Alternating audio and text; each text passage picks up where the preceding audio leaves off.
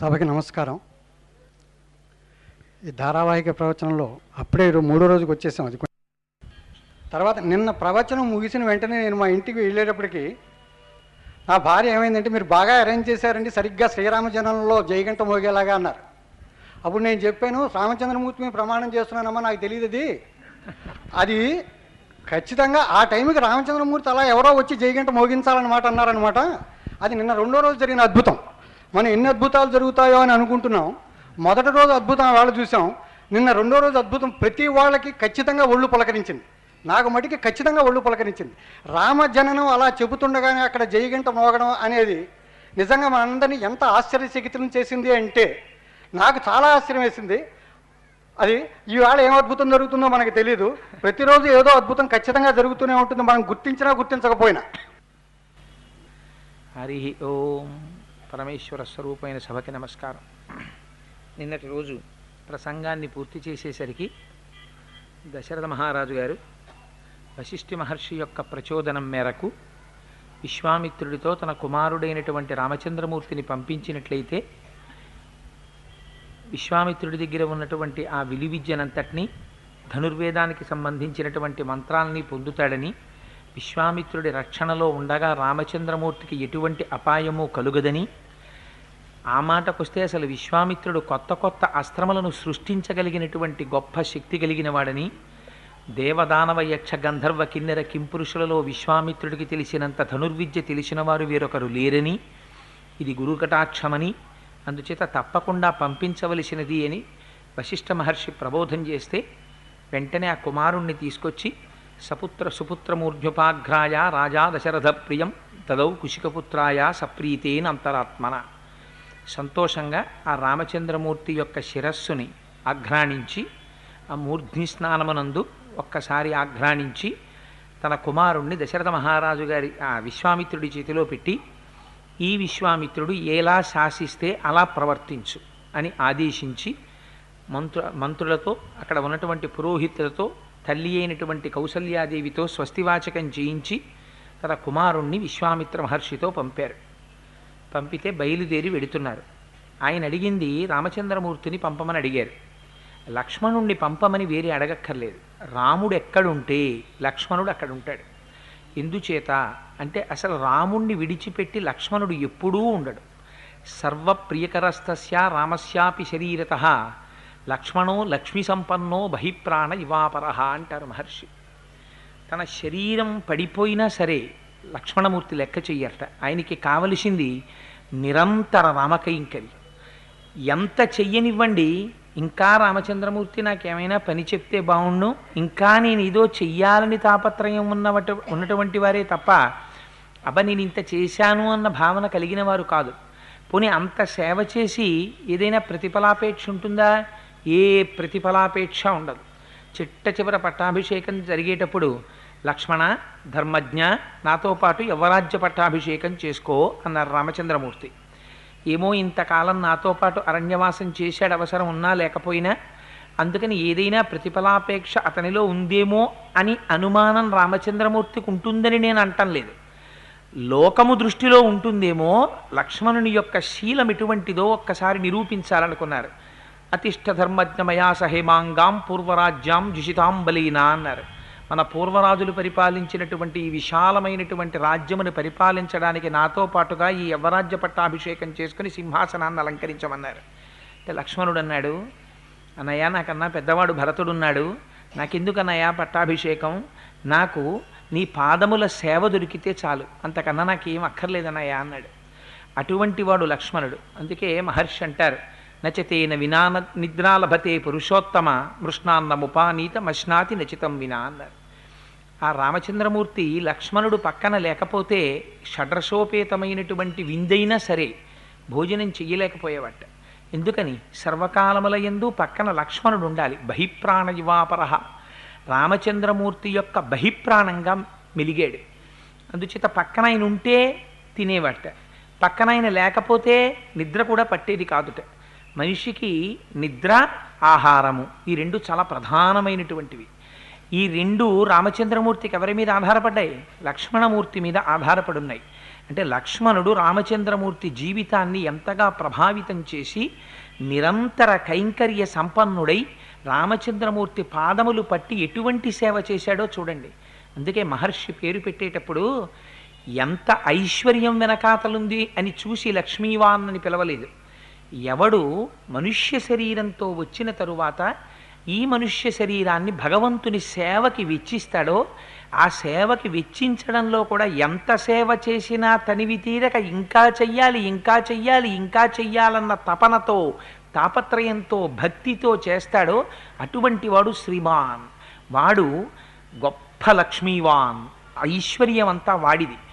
అందుచేత మహర్షి లక్ష్మణుడు అని పిలిచినప్పుడు లక్ష్మణమూర్తినే పిలిచారు. నిజానికి లక్ష్మణమూర్తి రామాయణంలో అనుభవించినటువంటి ఆనందం ఏముంది? మహానుభావుడు రామచంద్రమూర్తికి పట్టాభిషేకం జరగకపోతే అందరికన్నా ఎక్కువ ఏడిచినవాడు లక్ష్మణుడే. ఆఖరికి ఎన్ని అనరాని మాటలు అన్నాడంటే, నాకు దశరథ మహారాజు గారు తండ్రే కాడన్నాడు. రామా నువ్వు అనుజ్ఞి దశరథ మహారాజుని ఖైదు చేస్తానన్నాడు.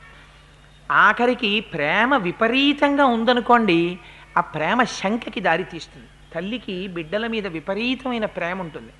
బిడ్డ ఒక అరగంట ఆలస్యంగా ఇంటికి వచ్చాడు అనుకోండి, వెంటనే తల్లి మనసులో శంక బయలుదేరుతుంది.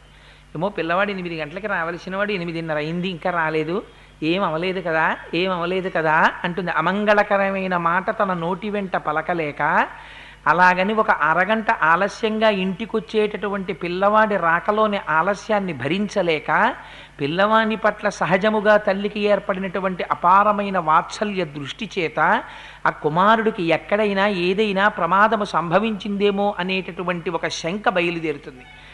ఈ శంక అందుకే లక్ష్మణమూర్తికి ఉండేది. ఎవరో వస్తున్నారు, దూరంగా చూడవయ్యా లక్ష్మణ, ఎదర అయోధ్యకాండలో వస్తుంది మనకి.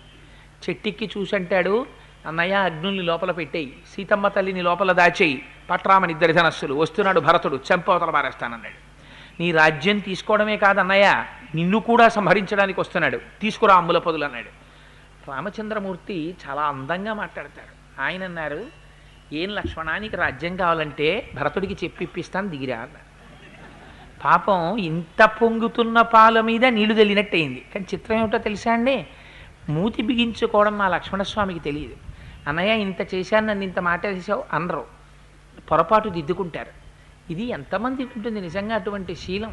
అటువంటి మహానుభావుడు లక్ష్మణుడు. అంటే రామాయణంలో శీలాలు మహోదాత్తమైనటువంటి శీలాలు నిజంగా. అందుకని మహర్షి అంటారు, నచితేన వినా నిద్రా లభతే పురుషోత్తమ మృష్ణాన్నముపానీత మశ్నాతి నచితం వినా. ఆ లక్ష్మణుడు పక్కన లేకపోతే రాముడు నిద్రపోడయా? ఆ లక్ష్మణుడు పక్కన లేకపోతే మృష్ణాన్న భోజనమైనా సరే రాముడికి సహించదు. ఎప్పుడు సహిస్తుంది? ఆకలి ఉంటే కాదు తినేది, మనస్సు శశిగా ఉంటే సహిస్తుంది. మనస్సుకి స్వాస్థ్యం ఉండాలి. మనస్సు సంతోషంగా ఉండాలంటే తనకి కావలసిన వారు తన పక్కన ఉండాలి. రాముడి ప్రేమయంతా ఎవరి మీద ఉండిపోయింది? లక్ష్మణుడి మీద ఉండిపోయింది. రామచంద్రమూర్తి ప్రేమని అంత దోచుకున్నటువంటి లక్ష్మణస్వామ లక్ష్మీవాన్. లేకపోతే మనం తెచ్చిపెట్టుకున్న ఐశ్వర్యమా లక్ష్మీవాన్? ఏది ఐశ్వర్యం? అది ఐశ్వర్యం. అందుకు కదా ఎక్కడెక్కడున్నా మహానుభావుడు వామాంకస్థిత జానకీ పరిలి సత్కోదండ దండంకరే చక్రం చోద్భకరేడ బాహుజుగళే శంఖం చరం దక్షిణే బిభ్రాజం జలజాతపత్రనయనం భద్రాద్రిమూర్ధ్నిస్థితం కేయూరాది విభూషితం రఘుపతిం సౌమిత్రియుక్తం భజే. ఆఖరికి ఆ భద్రాచలం కొండ మీద తాను రామచంద్రమూర్తిగా వెలియాలనేటటువంటి విషయాన్ని కూడా మరిచిపోయి చతుర్భుజాలతో ఆ పట్టుకోవలసినటువంటి ఆయుధాల్ని కూడా అపసవ్యంగా పట్టుకొని వామాంకస్థిత జానకీ పరిలసత్ ఎడమతొడ మీద సీతమ్మ తల్లిని కూర్చోపెట్టుకుని వెలిసినప్పుడు కూడా శ్రీమన్నారాయణుడిగా పక్కన లక్ష్మణస్వామిని పెట్టుకోవడం మాత్రం మర్చిపోలేదు. సౌమిత్రియుక్తం భజే. అంతగా రామచంద్రమూర్తి యొక్క అనుగ్రహాన్ని ప్రేమని పొందినటువంటి వాడు లక్ష్మణమూర్తి. అందుకని ఆ లక్ష్మణుణ్ణి వేరుగా పిలవక్కర్లేదు, రాముడి వెంట లక్ష్మణుడు.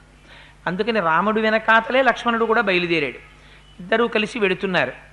మధ్యలో విశ్వామిత్రుడు నడుస్తున్నాడు, వెనకాతల రామలక్ష్మణులు నడుస్తున్నారు.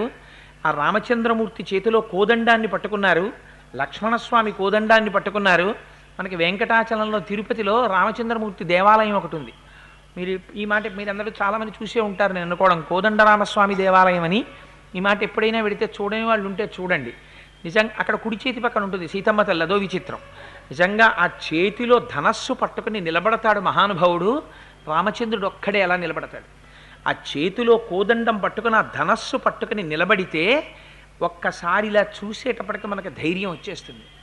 తక్కువేమి మనకు రాముండొక్కడుండు వరకు అంటాడు మహానుభావుడు రామదాసు గారు. మనకి తక్కువేమిట్రా, రాముడు ఒక్కడున్నాడు చాలు, ఎంతమందినైనా మట్టు పెట్టేస్తాడు. అలాంటి రాముడు నాచెంతనుండగా తక్కువేమి మనకు రాముండొక్కడుండు వరకు. అలా సర్వకాలముల యందు కోదండం పట్టుకుని ఉంటాడు. ఆ రాముడు చేతిలో ధనస్సు పట్టుకుని, లక్ష్మణుడు ధనస్సు పట్టుకుని ముందు విశ్వామిత్రుడు నడుస్తుంటే వెనక ఇద్దరు పిల్లలకి ఎన్నేళ్ళు? ఊనషోడశ వర్షోమే రామో రాజీవలోచన నయుద్ధ యోగ్యతాం మస్య పశ్యామి సహరాక్షసై అని తల కొట్టుకున్నాడు పాపం దశరథ మహారాజు గారు. అయ్యో నా బిడ్డలకి ఇంకా 12 ఏళ్ళు లేవయ్యా అన్నాడు.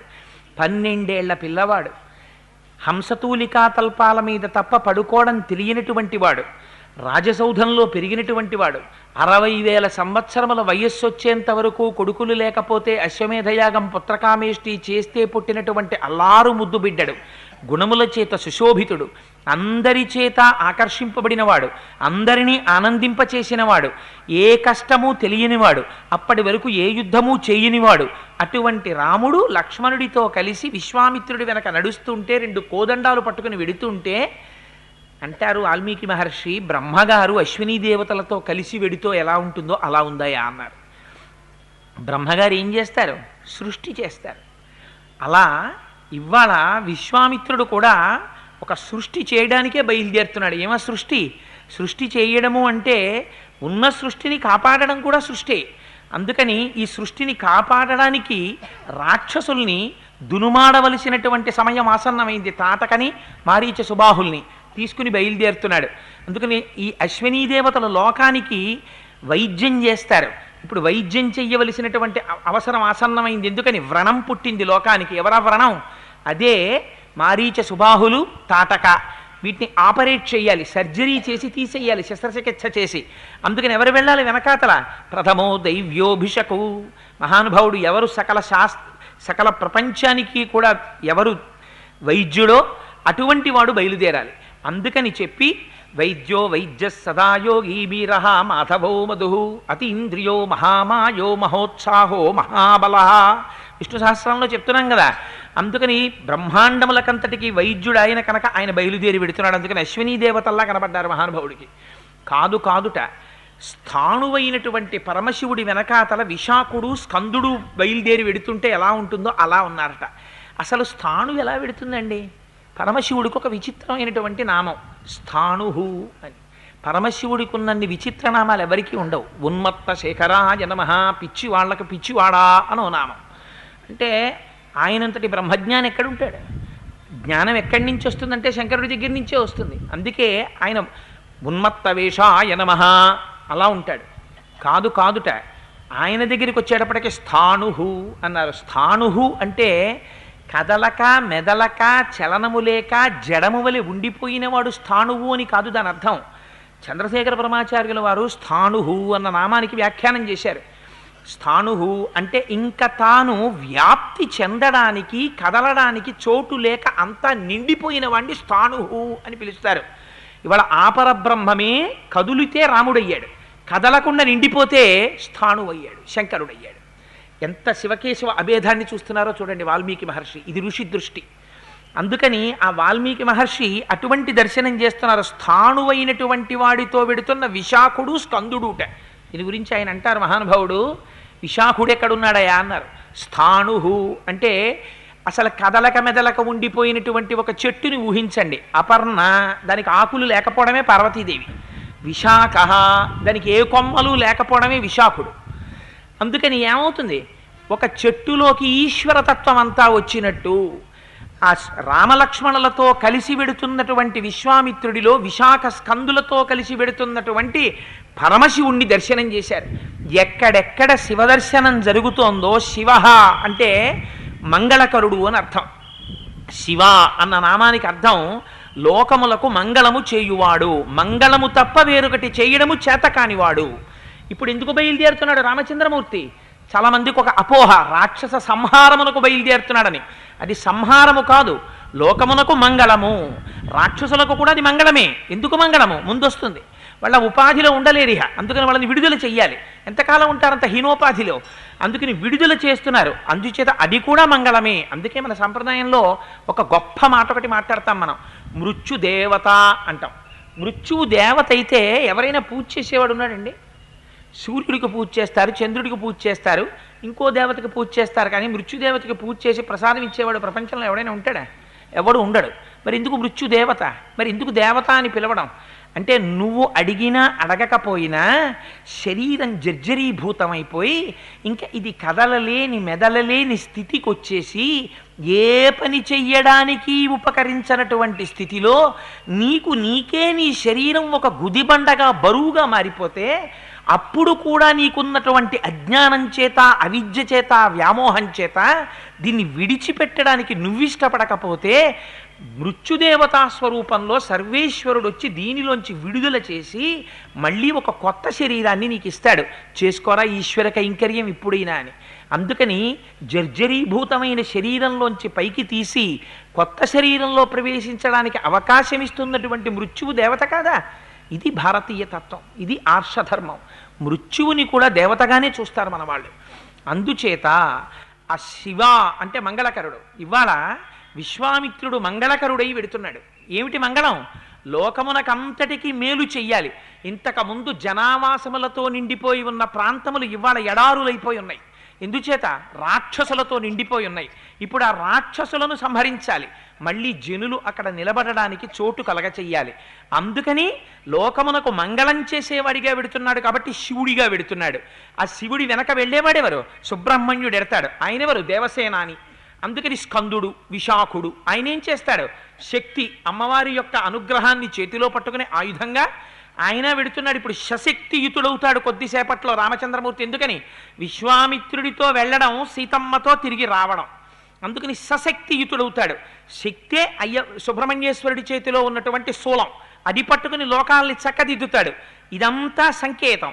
అందుకని విశాఖుడు, స్కందుడు కలిసి వెడుతున్నటువంటి శివుడిలా, మహాదేవుడిలా విశ్వామిత్రుడు రామలక్ష్మణులతో కలిసి వెడుతున్నారట. ఎంత దూరం వెళ్ళారో తెలుసా అండి? సరయూ నది దక్షిణ తీరంలో కాలినడకన 1.5 యోజనముల దూరం వెళ్ళిపోయారు. అంటే ఇప్పటి మన పరిభాషలో అయితే దగ్గరగా ఒక 12-13 మైళ్ళ దూరం నడిచి వెళ్ళారు. ఆయన ముందు నడిచి వెళ్ళిపోతున్నారు, వెనక పిల్లలు నడిచి వెళ్ళిపోతున్నారు. ఏం చెప్పాడు దశరథ మహారాజు గారు పంపించినప్పుడు? విశ్వామిత్రుడు ఏది చెప్తే అది చెయ్యి. ఏమైనా చెప్పాడా విశ్వామిత్రుడు? ఏమి చెప్పలా. మనం ఇక్కడికి ఎడుతున్నామన్నాడా? ఏం చెప్పలేదు. మనం ఇక్కడ ఆగాలన్నాడా? అనలేదు. మీరేం టిఫిన్ తినొచ్చారా అని అడిగాడా? అడగలేదు. రాముడు అడుగుతాడా విశ్వామిత్రుణ్ణి? అడగడు.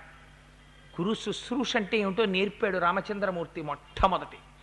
గురువు వెంట వెళ్ళిపోయేటప్పుడు శరీరంలో వచ్చేటటువంటి ఏ వికారాలు జ్ఞాపకం రాకూడదు. గురువు వెంట పడి వెళ్ళిపోవడమే ప్రయోజనం అని వెళ్ళిపోవాలి. వెళ్ళిపోతే ఆ గురువు యొక్క కటాక్షం లభిస్తుంది. ఒకనాడు ఏమనుగమించాడు రా అంటాడు. నా వెనక ఎంత ఆశ్చర్యంగా, ఎంత ఆప్యాయంగా వస్తున్నారు రా ఈ పిల్లలు అంటాడు. మనమైతే ఏం చేస్తాం? మహా అయితే తీసుకెళ్ళి ప్లేట్ ఇడ్లీ పెట్టిస్తాం. గురువుగారికి ఆ బాధ ఉండదు. గురువుగారు ఏం చేస్తాడో చూద్దురు కానీ ముందు ముందు. రామలక్ష్మణులు ఇద్దరినీ తీసుకుని 12 మైళ్ళ దూరం నడిచి వెళ్ళిపోయిన తర్వాత వెనక్కి తిరిగి చూశాడు. రామా అన్నాడు. ఏమిటి ఆనందం ఆ పిల్లాన్ని చూసి పిలవడంలో? ఏమి శీలవంతుడవయ్యా తండ్రి, 12 సంవత్సరాల వయస్సులో హంసతూలికా తల్పముల మీద పడుకున్నవాడివి, కష్టమంటే తెలియనివాడివి, గురువు వెంట మీ తండ్రి వెళ్ళమంటే అదే పనిగా నా వెంట బయలుదేరి వచ్చేసావా? అలసట అనిపించడం లేదా? ఎక్కడికెళ్ళాలని అడగవా అనుకున్నాడు. అనుకుని విశ్రమించారు. చీకటి పడింది. సంధ్యావందనాది కార్యక్రమాలు పూర్తి చేసుకున్నారు. దర్భగడ్డి పరిచాడు. దీని మీద ఇద్దరూ కలిసి పడుకోండి అన్నాడు. రామలక్ష్మణులు హంసతూలికా తల్పముల మీద పడుకోవలసిన వాళ్ళు. మొట్టమొదట రాత్రి ఎక్కడ పడుకున్నారు?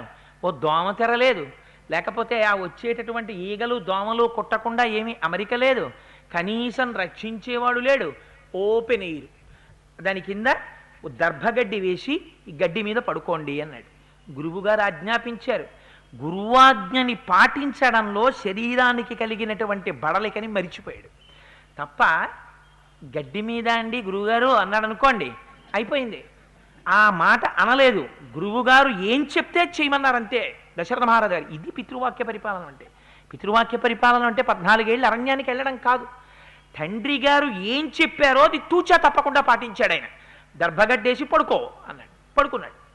పడుకుంటే నిద్రపోయారు పిల్లలు ఇద్దరు. ఎంత హాయిగా నిద్రపోయారంటే ఏం అదృష్టం అండి! విశ్వామిత్రుడు పొందిన అదృష్టం ప్రపంచంలో ఎవరూ పొందలేదు. ఆయనకి తెలుసు వచ్చినవాడు శ్రీ మహావిష్ణువు వచ్చారని. ఆ పిల్లల రూపంలో ఇద్దరిని గడ్డి మీద పడుకోపెట్టాడు. గురువుకున్న వైభవం ఏమిటో ఈ ప్రపంచానికి చాటి చెప్పడానికి. అందుకే మీకు ఏ ఇతర సంప్రదాయంలోనూ లేదు. ఒక్క భారతీయ ధర్మంలో, ఆర్ష ధర్మంలోనే గురువు పాదములు పట్టకపోతే భగవంతుడి యొక్క దర్శనం లేదు. గురుర్ బ్రహ్మ, గురుర్ విష్ణు, గురుర్దేవో మహేశ్వర, గురు సాక్షాత్ పరం బ్రహ్మ, తస్మై శ్రీ గురవే నమః. ఆ గురువు ఆశీర్వచనం ఉంది, అది అంగరక్ష. ఎటువంటి ప్రమాదం నుంచైనా సరే తప్పిస్తుంది. అందుకని ఆ గురువు అనుగ్రహాన్ని ఎలా పొందాలో నేర్పాడు. గురువు అనుగ్రహాన్ని ఎలా పొందుతారు? గురువులేం కోరుకునేవారు కారు. వారికి శుశ్రూష చెయ్యాలి, వారి మాట వినాలి, వారు చెప్పిన మాట నమ్మాలి, వారు ఏం చేయమంటే చెయ్యాలి, తృప్తి పొందిపోతారంతే. ఇది మీ విశ్వాసం ప్రకటితం అవుతుంది. శంకరాచార్యుల వారు ఇటు కూర్చుని పద్మపాదాచార్యుల వారు అట్టున్నారు, ఇలా రా అన్నారు. గురువుగారు ఇలా రా అన్నారు, మధ్యలో ఏరుంది. ఇలా రా అని గురువుగారు అన్నారు, ఇలాగే రావాలంతే అన్నారు. నీటి మీద కాళ్ళేసి వెళ్ళిపోయారు. గురువుగారి మీద విశ్వాసం శిష్యుల్లో చూసి ఆశ్చర్యపోయి ప్రకృతి తామర పూలు పుట్టించింది. తామర పూల మీద అడుగులేసుకుంటూ వెళ్ళిపోయారు. కళ్ళు తెరిచి శంకర్లు ఆశ్చర్యపోయారు, ఇలా ఎలా వచ్చావన్నారు. మీరు ఇలా రా అన్నారు, అంతే, మీ మాట కట్టుబడ్డాను, ఇలాగే వచ్చాను. నేను కాలు తీసి కాలు వేస్తే పద్మాలు నా పాదాలు పట్టాయి. ఎందుకు పట్టాయి? శంకరుల ప్రతిభ. శంకరుల పట్ల పద్మపాదాచార్యులకున్న విశ్వాసమా? పద్మపాదాచార్యుల వారికి ఉన్న విశ్వాసమునకు పద్మములు పాదములు పట్టాయి, పద్మపాదాచార్యుడయ్యాడు. గురువు పట్ల నీ విశ్వాసం నిన్ను బ్రతికిస్తుంది, నిన్ను రక్షిస్తుంది, నిన్ను ఉద్ధరిస్తుంది, నిన్ను సన్మార్గంలో నడిపిస్తుంది, గురువు యొక్క అనుగ్రహానికి పాత్రుణ్ణి చేస్తుంది. అందుకని పడుకున్నాడు దర్భగడ్డి మీద.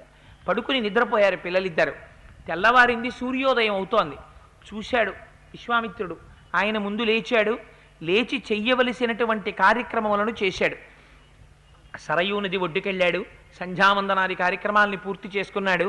బిడ్డలిద్దరి దగ్గరికి వచ్చాడు, చూశాడు. ఏమి అందన్రా, ఎంత అదృష్టంరా! నాకు ఈ జీవితంలో ఒక గురువు యొక్క వైభవం ఏమిటో ప్రపంచం ఎన్ని యుగాలు మారినా చెప్పుకోవాలనుకున్నాడు. తిరుగులేని శ్లోకం ఒకటి చెప్పాడు. కౌసల్యా సుప్రజా రామ పూర్వా సంధ్యా ప్రవర్తతే, ఉత్తిష్ట నరశార్దూలా కర్తవ్యం దైవమాన్వికం అన్నాడు. ఇప్పటికీ మీరు సుప్రభాతం చెప్తే ఇదే మకుటం. ఎక్కడ సుప్రభాతం చెప్పండి, ఇదే శ్లోకం చెప్తాం. కౌసల్యా సుప్రజా రామ పూర్వా సంధ్యా ప్రవర్తతే. కౌసల్య యొక్క సుప్రజ అయినటువంటి ఓ రామా, నువ్వు లేవాలి నిద్ర. దేనికని? పూర్వా సంధ్యా ప్రవర్తతే. పూర్వ దిక్కున, ఆ తూర్పు దిక్కున సూర్యుడు ఉదయిస్తున్నాడు. నువ్వు సంధ్యాది కార్యక్రమములను చెయ్యాలి. అందుకని ఉత్తిష్ట నరశార్దూలా, నువ్వే సామాన్యమైనటువంటి వాడివా, రాక్షసుల్ని చెండాడవలసినటువంటి వాడివి, నలులలో శార్దూలము వంటి వాడివి. అందుకని ఉత్తిష్ట నరశార్దూలా కర్తవ్యం దైవమాన్నికం. దైవీ సంబంధమైనటువంటి ఆహ్నికములను నెరవేర్చడానికి శుభప్రదమైనటువంటి సమయం మించిపోకూడదు. అందుకని రామా నిద్రలే. ఏమిటి శ్లోకంలో విశ్వామిత్రుడు పొందినటువంటి ఘనత అంటే, వచ్చినటువంటి వాడు శ్రీ మహావిష్ణువు అన్న విషయం విశ్వామిత్రుడికి ఖచ్చితంగా తెలుసు. ఆయనకి తెలియకపోవడం అన్నది లేదు. అహం వేద్మి మహాత్మానం రామం సత్యపరాక్రమం వశిష్ఠోపి మహాతేజ ఏ చేమే తపసి స్థితాహ అని చెప్పాడు సభలో. నాకు తెలుసయ్యా రాముడంటే ఎవరో, నీకేం తెలుసు దశరథ, నీకు తెలియదు. నీకు పుత్రవ్యామోహంతో రామచంద్రుడు ఎవరో తెలియట్లేదు. వశిష్ఠాదులకు తెలుసు, నాకు తెలుసు ఎవరో అన్నాడు. అందుకు నీకు తెలుసు వచ్చిన రాముడు శ్రీ మహావిష్ణువు అని. ఏమిటి ఇవాళ విశ్వామిత్రుడు పొందిన ఘనత అంటే, అసలు భగవానుడు నిద్రపోవడం అన్నది ఉండదు. అలాంటి భగవానుడు ఇవాళ నరుడిగా నడిచొచ్చాడు. నడిచొస్తే ఇవాళ నిజంగా నిద్రపోయిన వాడిలా అక్కడ నిద్రపోతున్నాడు భగవానుడు. ఎందుకని? నరుడిగా వచ్చాడు కనుక. ఈ దర్శనం అందరికీ లభించేటటువంటి దర్శనం కాదు. భాగవతంలో దశమస్కంధంలో గోపికలు అనుభవించారు. ఎప్పుడు అనుభవించారంటే శ్రీకృష్ణ పరమాత్మ జన్మించిన తరువాత ఉయ్యాల్లో పడుకోబెట్టి జోజో కమలదలేక్షణ జోజో మృగరాజ మధ్య జోజో కృష్ణ జోజో పల్లవక రపద జోజో పూర్ణేందు వదన జోజో ఎన్న చొన్నని ఉయ్యాల ఊపారు. ఆయన నిద్రపోలా. చూశారు, ఏమిటి పిల్లాడు ఎంతకీ నిద్రపోవడేమిటి అని చూశారు. చూసి ఇక పడుకోవట్లేదని ఉయ్యాల ఆపేసి జో జో జో జో అని వీపు మీద కొడుతున్నారు. కొడుతుంటే ఆయనకి వీపు మండుతోంది తప్ప వీళ్ళు ఆపరు. ఎందుకు ఆపరు? వీళ్ళ దృష్టిలో ఆయన నిద్రపోవాలి.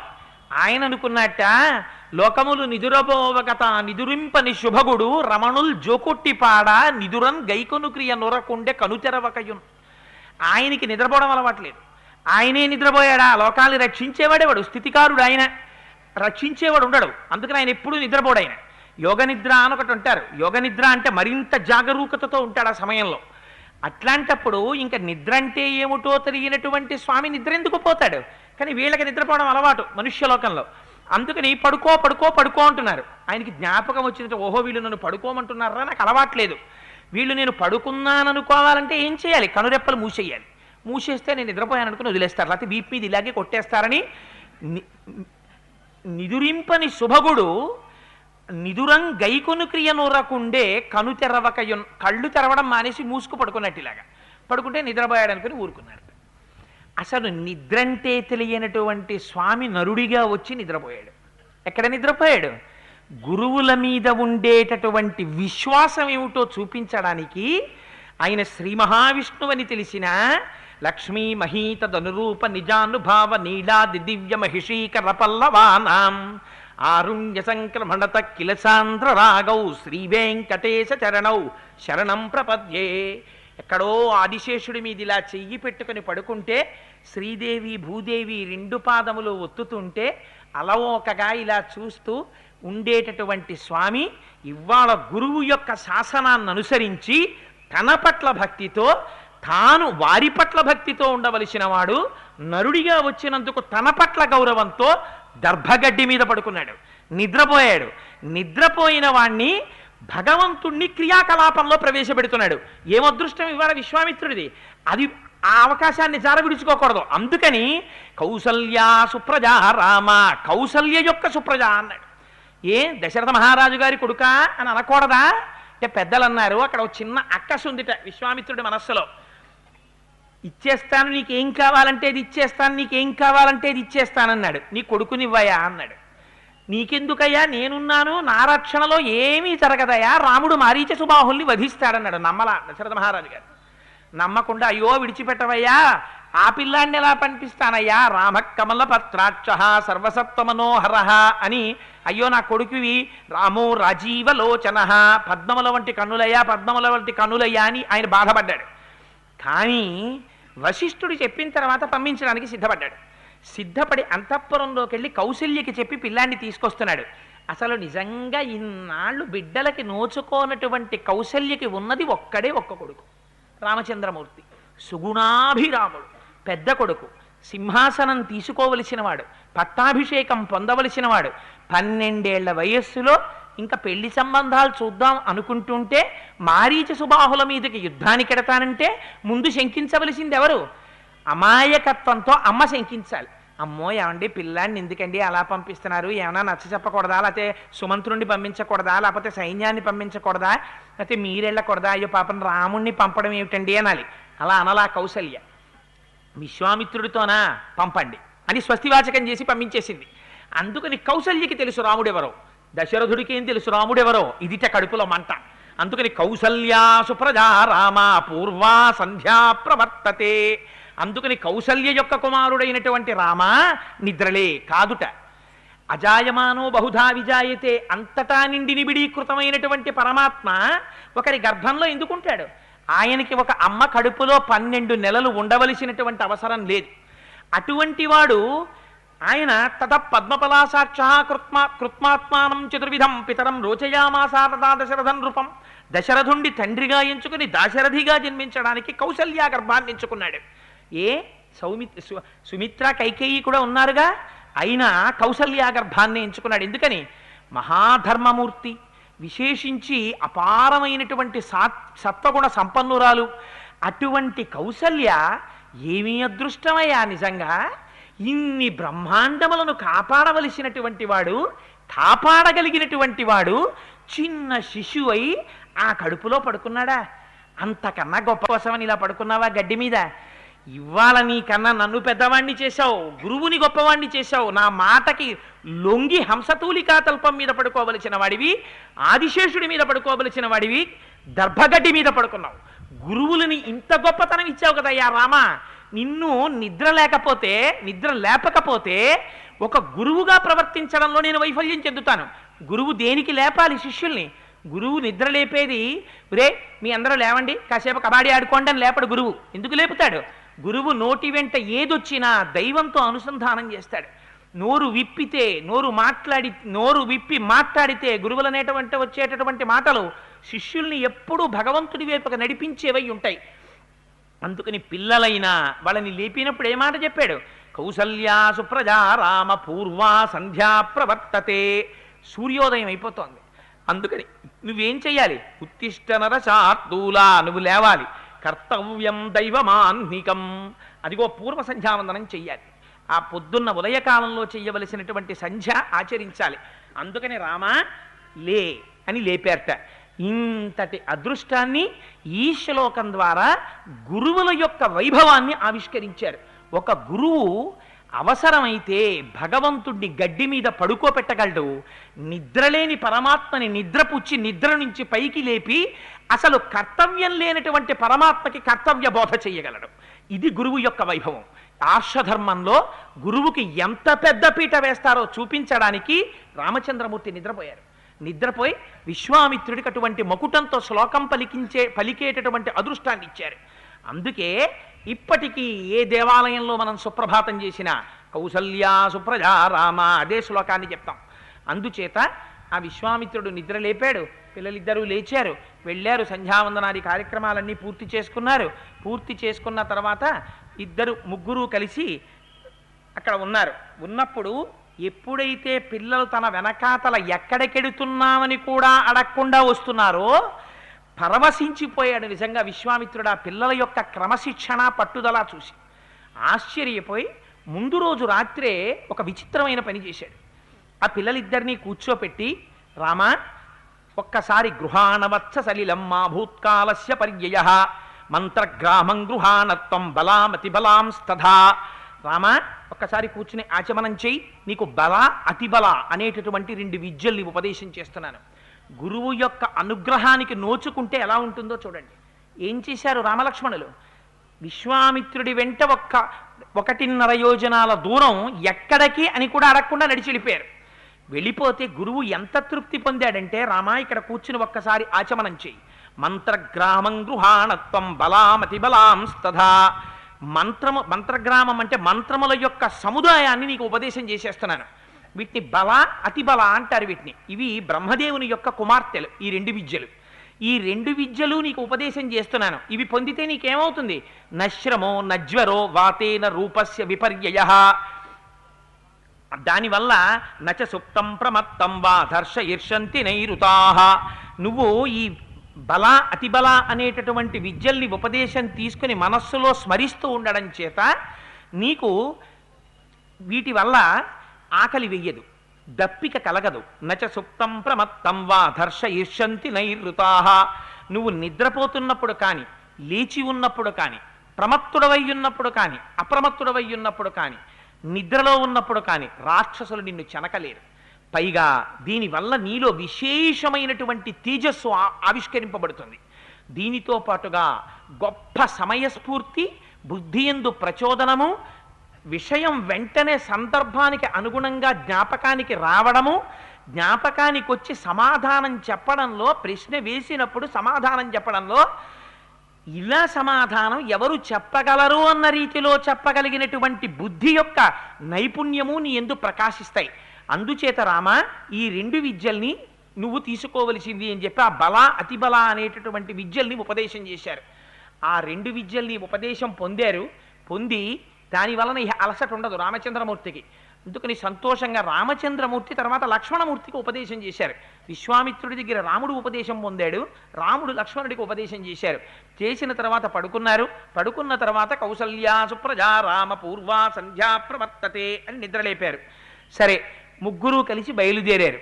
బయలుదేరి ఆ ముందుకి నడుచుకుంటూ చాలా దూరం వెళ్ళారు.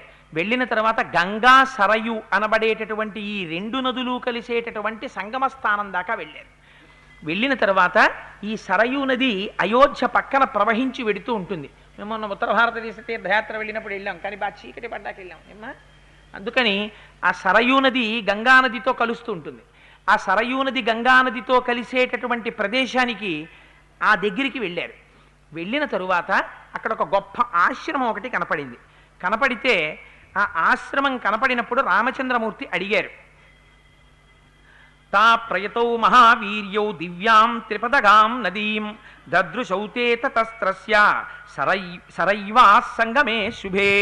అది చూసి ఇదేమిటి ఇక్కడ ఈ ఆశ్రమం, ఇక్కడ గంగా సరయూ నదుల సంగమ స్థానం కదా, ఈ ఆశ్రమం ఎవరిది అని అడిగారు.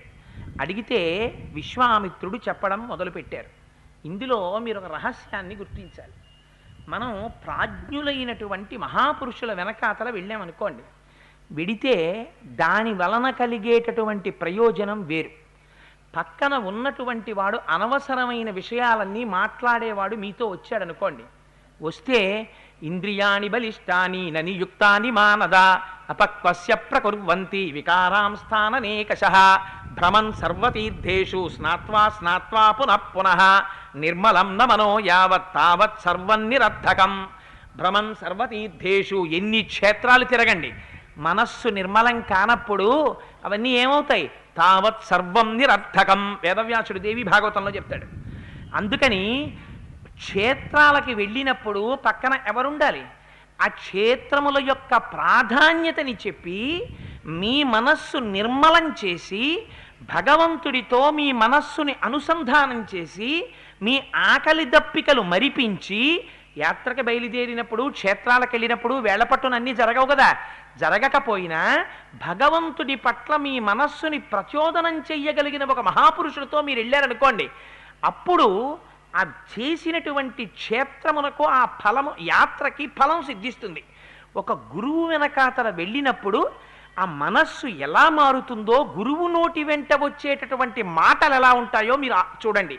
వాల్మీకి మహర్షి రచన అంటే ఎంత గమ్మత్తుగా ఉంటుందో చూడండి. రామచంద్రమూర్తి ఒక మాట అడిగారు, ఇది గంగా సరయూల యొక్క సంగమ స్థానం దాకా మనం వచ్చాం కదా, ఇక్కడ ఒక ఆశ్రమం కనపడుతోంది, ఈ ఆశ్రమం ఎవరిది అని అడిగారు. అడిగితే ఆయన అన్నాడు, మహానుభావుడు విశ్వామిత్రుడు, కృతోద్వాహంతు దేవేశం గచ్చంతం సమరుద్గణం దర్శయామాస దుర్మేధ హుంకృతస్య మహాత్మన. పూర్వం ఒకానొకప్పుడు పరమశివుడు ఇక్కడ తపస్సు చేశాడు. ఆ కాలంలో మన్మధుడికి శరీరం ఉండేది. ఏ మాట వేశారో చూడండి, అక్కడ వేయడంలో కూడా దుర్మేధ. కానీ ఈ శ్లోకం రాసేటప్పుడు ఒక గమ్మత్తుగా రాశారు వాల్మీకి మహర్షి. ఏమన్నారంటే కృతోద్వాహంతు దేవేశం గచ్చంతం సమరుద్గణం అన్నారు. పరమశివుడు వివాహం అయిపోయిన తర్వాత పార్వతీదేవితో సమస్త దేవతలతో కలిసి వెళ్ళిపోతున్నప్పుడు అన్నారు.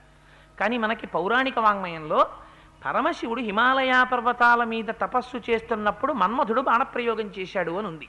కానీ ఇక్కడ ఆయన వివాహం అయిపోయిన తరువాత దేవగణములతో కలిసి వెళుతున్నప్పుడు ఏం చేశాట, దుర్మేధ. దుర్మేధ అంటే ఏమిటి, ఎప్పుడు దుర్మేధ అంటారు, అహంకారం ప్రబలిపోతాయి. లోపల నుంచి అహంకారం పైకొచ్చిందనుకోండి, అవతల వారి యొక్క అంతరమును మర్చిపోతాడు. అయ్యో అవతల వారు ఎటువంటి వారో, వారి పట్ల మనం ఇలా అమర్యాదగా ప్రవర్తించవచ్చా అన్న యుక్తాయుక్త విచక్షణ మరిచిపోవడమే దుర్మేధ. ఇది మరిచిపోయాడు మన్మధుడు. ఒళ్ళు మరిచిపోతే అహంకారం వచ్చింది, ఏమైపోయింది, ఒళ్ళు కాలిపోయింది. ఏం చేశాడు, దుర్మేధాయై శంకరుడు పార్వతీదేవితో కలిసి వెడుతుంటే బహుశಃ ఈ శ్లోక అన్వయానికి, పౌరాణిక వాంగ్మయాన్ని పక్కన పెట్టండి, మన్మధుడు బహుశః అని ఉంటాడు. ఏమని, నేను చేసిన బాణప్రయోగం వల్ల పార్వతీదేవిని వివాహం చేసుకున్నామని. దుర్మేధ, ఇంత అహంకారం రా నీకు, నాకు కింకరుడవై నేనిచ్చిన శక్తితో ప్రాణుల మీద ప్రాణములు వేసి బ్రతికేటటువంటి అల్పజీవి నా మీద బాణములు వేశానని ప్రగల్భములు పలుకుతావా అనుకున్నట్ట పరమశివుడు. అనుకుని అనదగ్ధస్య రౌద్రేణ చక్షుషా రఘునందన వ్యశీర్యంత శరీరాత్స్వ సర్వగాత్రాన్ని దుర్మతే.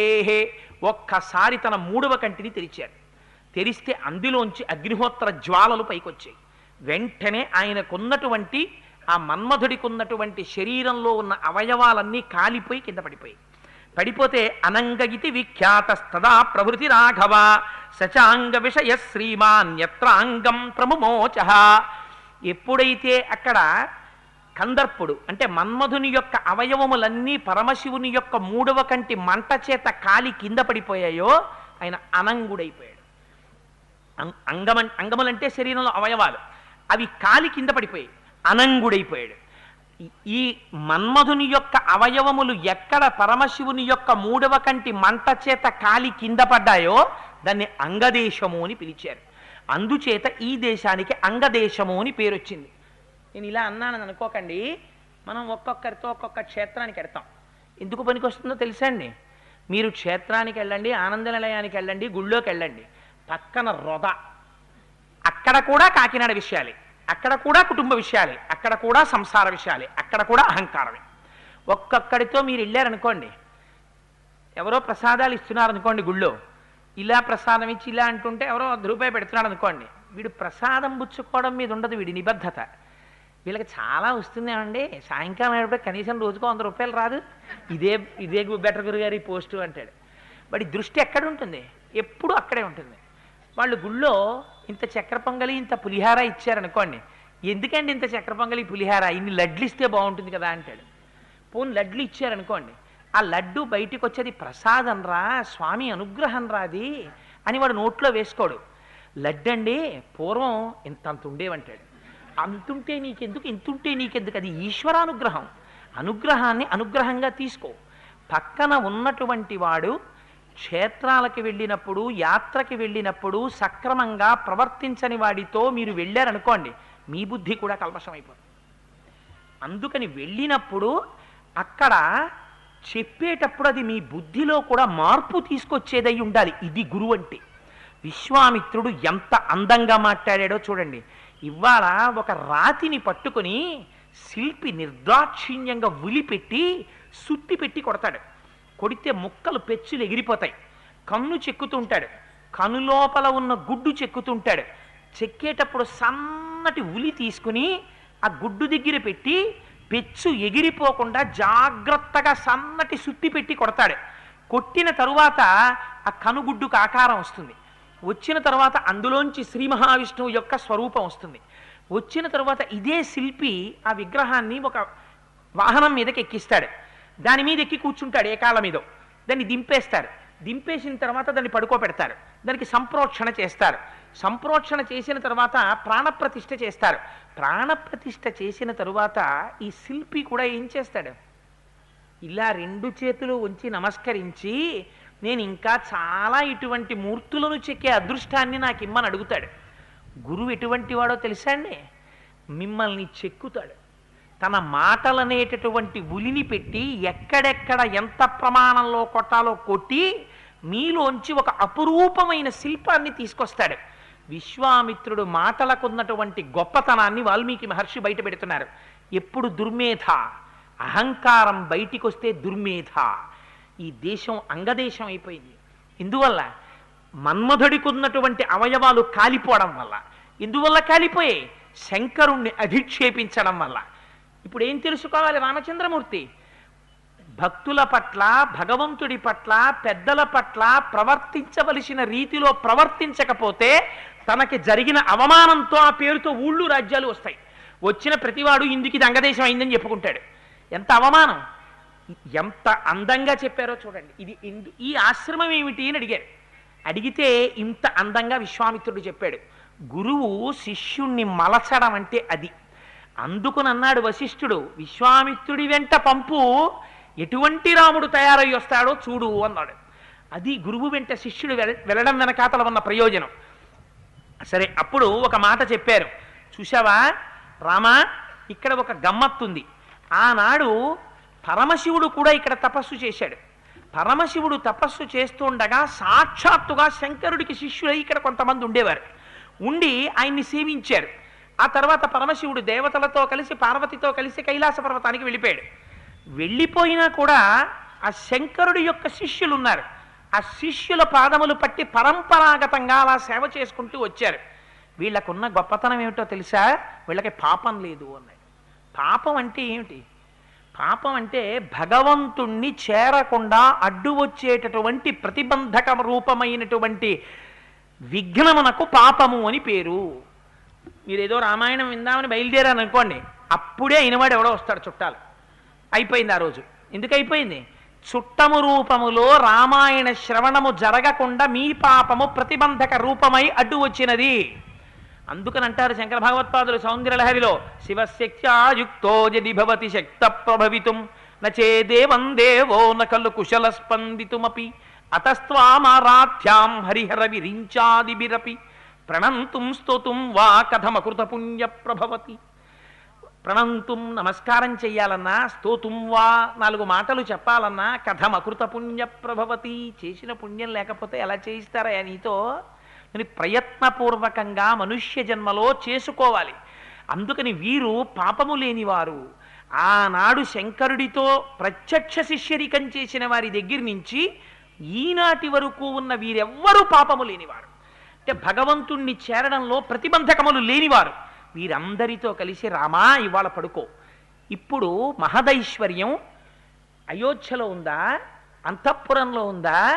గురువుల మాట విని ఆత్మదర్శనం చేసుకుని సత్యనిష్టతో పరంపరాగతంగా ఆ గురువుల యొక్క పాదములు పట్టి ఆ పర్ణశాలలో ఉండిపోయి తపస్సు చేస్తున్న వీళ్లలో ఉందా? ఇలాంటి చోట పడుకోపెట్టాడు విశ్వామిత్రుడు. ఈ సత్యనిష్ట, ఈ తపోనిష్ట, ఈ ఆత్మబలం రాముడికి ఎక్కడి వరకు పనికొచ్చిందో తెలుసా అండి? యుద్ధకాండలో యుద్ధం చేస్తున్నప్పుడు కూడా, రాజ్యాన్ని తృణప్రాయంగా విడిచిపెట్టినప్పుడు కూడా, సత్యమేవేశ్వరో లోకే సత్యం పద్మాశ్రితా సదా సత్యమూలాని సర్వాణి సత్యాన్నాస్తి పరమం పదం అన్నాడు. తండ్రినంత గౌరవించాడు. ఎక్కడి నుంచి వచ్చాయి ఇవన్నీ? గురువుతో తాను తిరిగినప్పుడు గురువు చెప్పినటువంటి కథలలోంచి వచ్చాయి.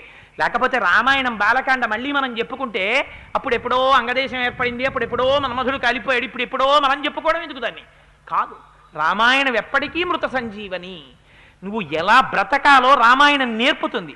అందుచేత అటువంటి పాపము లేని వారందరూ ఈ ఆశ్రమంలో ఉన్నారయ్యా అని చెప్పారు. వారితో కలిసి ఆ రోజు రాత్రి నిద్రపోయారు. మరునాడు ఉదయం లేచిన తరువాత ఒకరు లేపవలసినటువంటి అవసరం లేకుండా రామలక్ష్మణులు లేచి కాలకృత్యాదులు తీర్చుకుని సంధ్యావందనాది కార్యక్రమాలు పూర్తి చేసుకున్నారు. అక్కడ ఉండేటటువంటి ఋషులకి ఎంత ప్రీతో చూడండి. వారందరూ పొద్దెక్కిపోతోంది, పడవ ఏర్పాటు చేశాం, గంగా నదిని ఆ పడవ మీద దాటమని అడిగారట విశ్వామిత్రుడిని రామలక్ష్మణులతో కలిసి. విశ్వామిత్రుడికి ఎదురొచ్చారు. ముందు రోజు అర్ఘ్యపాద్యాదులు ఇచ్చారు, పూజించారు. ఇవాళ పడవ ఏర్పాటు చేశారు. విశ్వామిత్రుడు రామలక్ష్మణులతో కలిసి పడవ ఎక్కారు. వెళ్ళిపోతోంది పడవ. వెళ్ళిపోతుంటే ఒక పెద్ద శబ్దం వచ్చింది. ఆ నదిలో కొంత దూరం వెళ్ళిన తర్వాత రాముడికి ఉన్న గొప్పతనం ఏమిటో తెలుసా అండి? ప్రశ్న అడగడంలో అందం ఉండాలి. తనకి తెలుసుకోవడానికి అవకాశం ఉన్న మహాపురుషుడు తన పక్కనున్నప్పుడు ఆ సమయాన్ని మీరు వాడుకోలేకపోయారనుకోండి, జీవితంలో మళ్ళీ అలా సమయం వస్తుందని మీరు ఊహించలేరు. మీ అదృష్టం ఆయన మీ పక్కన ఉన్నాడు, మీరు వినియోగించుకోవాలి. వినియోగించుకున్నారా ఉద్ధరింపబడతారు. మీరు వినియోగించుకోలేదు, ఏమైపోతుంది? ఆయనకు వచ్చిన నష్టం లేదు. సత్సంగత్వే నిస్సంగత్వం, నిస్సంగత్వే నిర్మోహత్వం, నిర్మోహత్వే నిశ్చలతత్వం, నిశ్చలతత్వే జీవన్ముక్తి. నీకు సమయం వృధా అయిపోయింది, ఆయనకు వచ్చిన నష్టమేమి ఉండదు. అందుకని ప్రతి విషయాన్ని అడుగుతాడు రాముడు. విశ్వామిత్రుణ్ణి అడిగాడు, మహాప్రభో గంగలో పడవలో ప్రయాణం చేస్తుంటే ఇక్కడి దాకా వచ్చేసరికి బ్రహ్మాండమైనటువంటి చప్పుడు వస్తోంది. ఏదో నీరు బద్దలైపోతోందా అన్నంత చప్పుడు వస్తోంది. అధరామస్మరిన్ మధ్యే ప్రపచ్చ ముని పుంగవం వారిణో విద్యమానస్య కిమయం తుములోత్థని. స్వామి ఎందుకయా ఇంత ధనుస్తోంది ఇక్కడ?